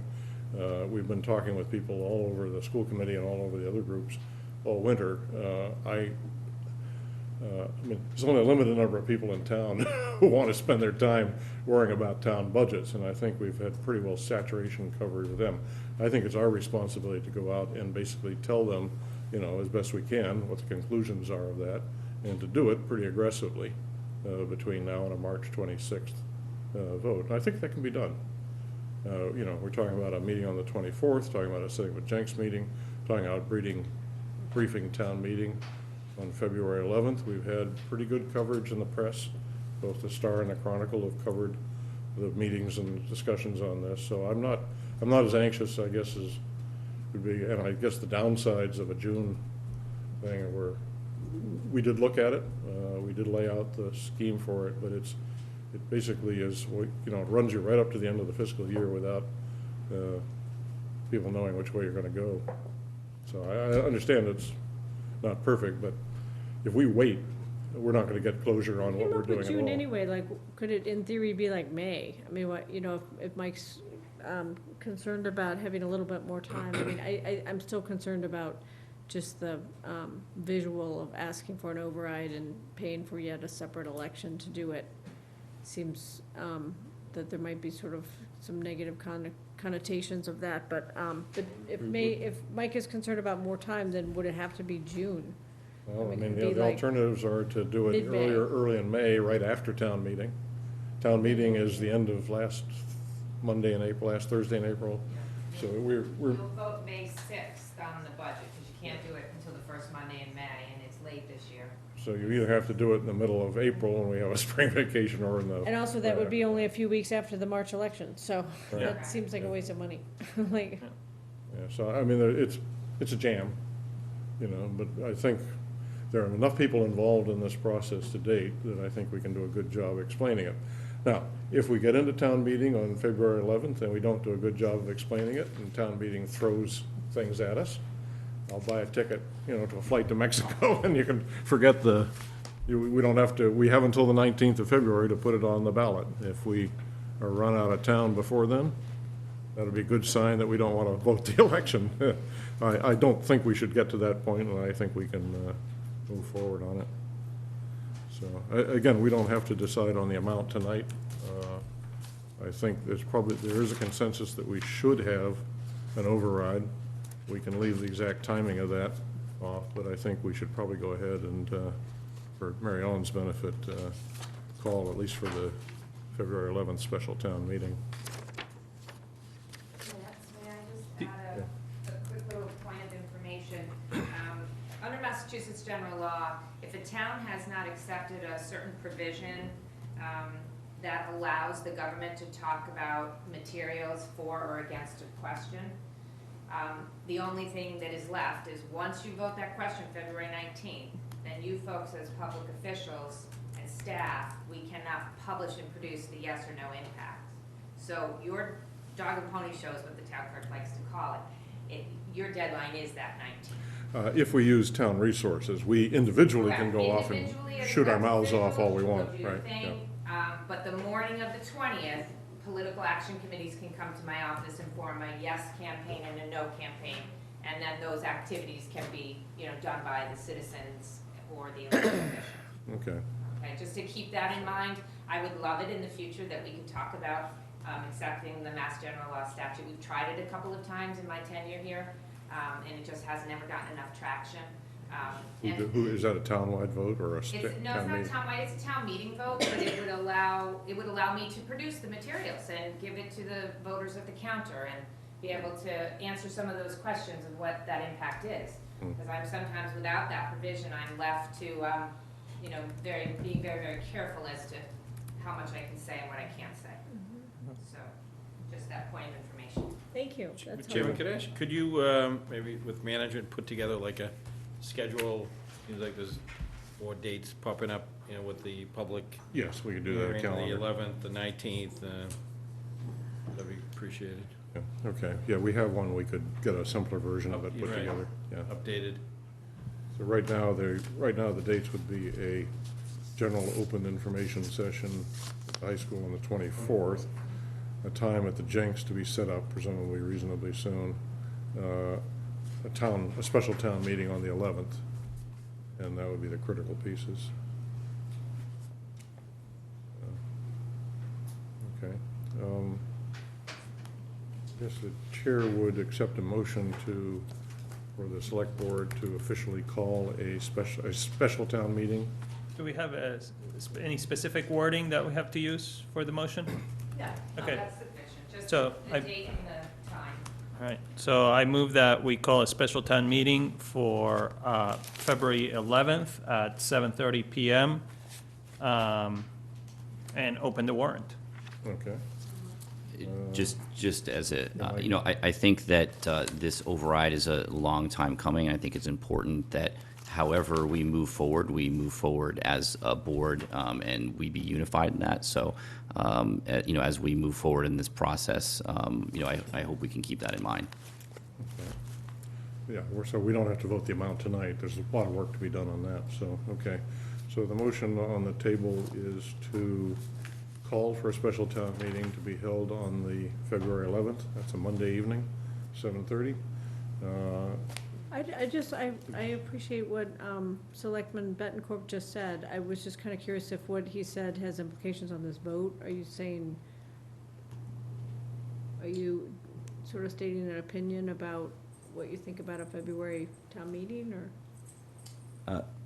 I was just kind of telegraphing my vote a little bit. That's all I was doing, but. He said we ought to get our act together. I didn't know if you were sort of No, I was kind of just- setting the table to say something else. Okay. Nope, that's it. I'm Let's done. take the I'm first done. motion, just to call the meeting for the date. Do I have a second for that? Second. Okay. Further discussion on the call of the date. Otherwise, all in favor, please say aye. Aye. Okay. Okay, then the second motion, Mariana, was to open the warrant. Oh, I move that to open the warrant for the special town meeting? Okay. May I have a Second. Second. Okay, all in favor, please say aye. Aye. I, And then I don't know whether we want to do it tonight, we can do it between now, but I would suggest that our motion be, it'd be one article, and it'd be basically to hear a report of the town officers and the finance committee on the state of the town and the budget outlook.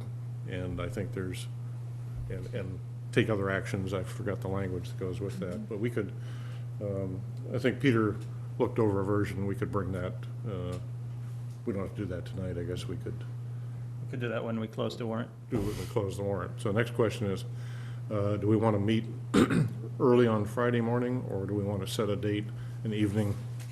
It'd have to be Tuesday, Wednesday, or Thursday of next week to, I think we need to close the warrant so that it get printed, and I think we need to address the issues that Dave and Mike and others were raising is, can we tighten it down? If so, what are the implications? I think we need the FinCom to get a little more time to sort of sort through the multi-year impacts.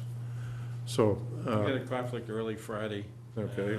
Later Friday morning or Tuesday, Wednesday, Tuesday, Wednesday would probably, if. either morning or. Yeah, the MMA conference goes on Thursday and Friday if it doesn't get snowed out, so. So I'd say Wednesday, because Tuesday next week is a school committee meeting. Oh, well, we can, so Monday is a holiday, so it would be either Tuesday preferred, we could do No, it. Wednesday would be. Well, I don't know that we can, I don't really want to wait much longer. I mean, the school committee could send a representative over if they'd like. I don't know that we have to be, we could do it at the same time, or we could stagger the times. What time is the school committee meeting, evening or 7? We could start later if you'd like. That's fine. I mean, it's a short meeting, right? It's just to close the warrant and. Well, I would close the warrant, and I would think Lisa's going to look at me and say, I've- not another weekend, but I think we need to. I have we- a conflict too. On what, the 23rd? Are we talking 22nd or 23rd? 22nd. Oh. well, And can You this said wait Wednesday. till the following Monday, the We have to close, no, I'm 28th? sorry, we could, because if we voted tonight to call the special town meeting, the deadline for that was the 28th, correct? Correct. So we could do it the 28th, And just Yes. have it in our regular meeting, we could. especially if Can the we do- 24th is going to be a presentation anyway that week. No, I need a few days at the print house though. So it has to hit, it's a 14-day notice, okay, under the statute. Yeah, so that's for the special. Friday, the 25th, it needs to hit the street. It needs to be at the post office. What about this The Thursday, warrant. Oh, the what if- 17th? That would work.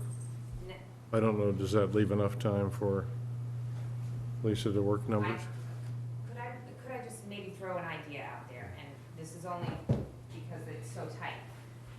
And maybe we could have the attorney view on it. I understand that you want to do a special town meeting, and those requirements now are locked in. Excuse me, I'm so sorry, thank you. What could we do, seeing as you're just accepting the reports, is it possible that the town attorney could allow that to be a public hearing information, whatever the language is, and release us of the 14-day notice? It's just a creative idea, just Well, because why, of the time frame. we don't, the 14-day notice is just the fact, I mean, all it is It's a, a special. It it's, has to. you're having a special and there's one article. Right, but I guess what I'm Just saying do that is, on the 24th, is that what you're saying? well, you have to do it on the 24th, Yeah. no later. Or if you're really jammed up and you can't do it to the 28th, I guess I'm just suggesting, Oh, this is to close the warrant, because you have to get it, right? because I gotta get it to the, Okay. or even if you could get the attorneys to view that the language is simplified enough, that even if you met, Okay, well, It's like is- such simple well, language, it's gotta let me be try one other. this- Is there anyone available either Thursday or Friday? Since we're only talking about one article, and it's one sentence long, the one I I reviewed. know, with I'm Peter. thinking, can we just do it Can we right get, now? can we get a, How about this Thursday? how in the about this morning, Thursday the for 17th? a brief thing? If we can get a quorum to do it, it would be basically just to close it, I think. At what time? Well, what time is available? What time's convenient? 8:30, 8 o'clock? We usually do that. I can't do it in the morning. Okay, you want to do it in the afternoon? Um, I mean, anytime, I'm available it's the only day this week I'm available anytime. How about you, Jackie? I mean, we don't have to discuss the numbers at this meeting. We can wait until the 28th to do Yeah, that. I'm we just- just have to meet and close the warrant. Can we just do that with the quorum? We could do that with 3 people, right? Yeah, we do that So three it's just a people. quorum. I could be Yeah. here anytime. So Thursday afternoon is fine. Anytime Thursday for me. Mike, do you have a preferred time slot? When are you out of, I mean, if it's just us Board, so- closing the warrant, I Yeah. don't know why, yeah, it's Yeah, I don't 10 think it- minutes in theory. I don't think. Yeah, if it's just a, quick one, I mean. Well, wait a minute, wait a minute. Tied up. Wait a minute, we need 48 hours from the posting. On the 17th, you wanna do Yeah. it? Yeah, so we can post it tomorrow. Yeah, I mean, I could, well. Go downstairs and post I it? could run Run downstairs and post it. I can do it before I go. Okay, so pick a time. Wait, then let's not do it at 8:30 in the morning. We can do it at 2 PM? 2 PM? 2 PM on the 17th? I can try for that. I mean, I might still be in court. I mean, I just, Oh, it's, you know. Well, I mean, okay, well, do we have 3 people who can, Yeah, I'm free. I'll- are you free, I'm free, okay, and so you guys can call in. okay. Okay, I could definitely call in. Yeah, but, okay, let's plan on that. Okay, yeah, February just- 17th at 2 PM? Yes, please, okay. Do you need me to do a, Did you say 2 or 3? What, We'll do it tomorrow. is 3 better for you, or? Yeah, I mean, later's better for me, so. I 3, mean, okay, 3 o'clock is 2, fine. 3 o'clock, just to. 3 o'clock? Yeah, Okay. okay, good, and then, do we want to, well, do we want to post a meeting at any time during the week of the 22nd? We'll have the meeting on Thursday night, the information session. Otherwise, we'll hold our next meeting and talk numbers on the 28th. Do you want to do something like, an hour or a couple hours? That public session would be what, 7:30? Yeah, 7 or 7, I don't know what time probably 7 was been the, You want to piggyback on that and do sure, something we could do before? that, sure. Just if there's any things that need to be signed or loose ends or discussion. Yeah, do we want to start at 5:30, 6? On the 24th? Yeah. Yeah, Dave's idea would be to do a short meeting on the front Yeah, there. I'm in trial, so I don't. Okay, you We'll won't be. see. Okay, well, but this would not have to be a, Yeah, I could call. I yeah. could call in. The only other option, well, he said the 22nd wasn't good and the 23rd isn't good. That's why I think we just Yeah. piggyback on the 24th, do Okay. like Yeah. 6 o'clock or 5:30, whatever. Let's say 5:30 so people can Fancy bring is. their Alright. meatball sandwich with them and, okay, so we'll, Patty, if you would post for 5:30 on the 24th, and we'll just continue that until the close of the public. so there's, Information session. a very important question that I need to know. Where on the 24th? The high school. High school, At the high school? if we could get our A101 or whatever it is. A101, our Is it back available? alley, Do we know? if it's available. But the meeting on the amount is the 28th? I would presume that Lisa can get us some information between now and the 24th, or even the other time, but I think the main discussion we'd focus on the 28th. Does that make sense? Yep. That would give Aaron, that'd give you more than enough time to, I'm sorry, you said which day? the question was, when would the next focus discussion on the amount? Yeah, The so 28th, 28th would be fine, so that's actually 2 weeks. okay. But we would have to make a decision before the February 19th. Probably should make a decision on the amount before February 11th. February 11th, but we have to get the wording to Mary Ellen by a couple days, 3 or 4 days later.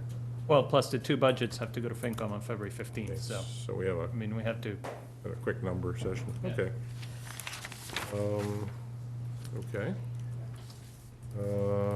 Is there any further comments from the audience? No? Okay. The item that Mary Ellen was saying about giving town meeting's approval to have the rights to do that, would the select board ever consider bringing that into the special town meeting?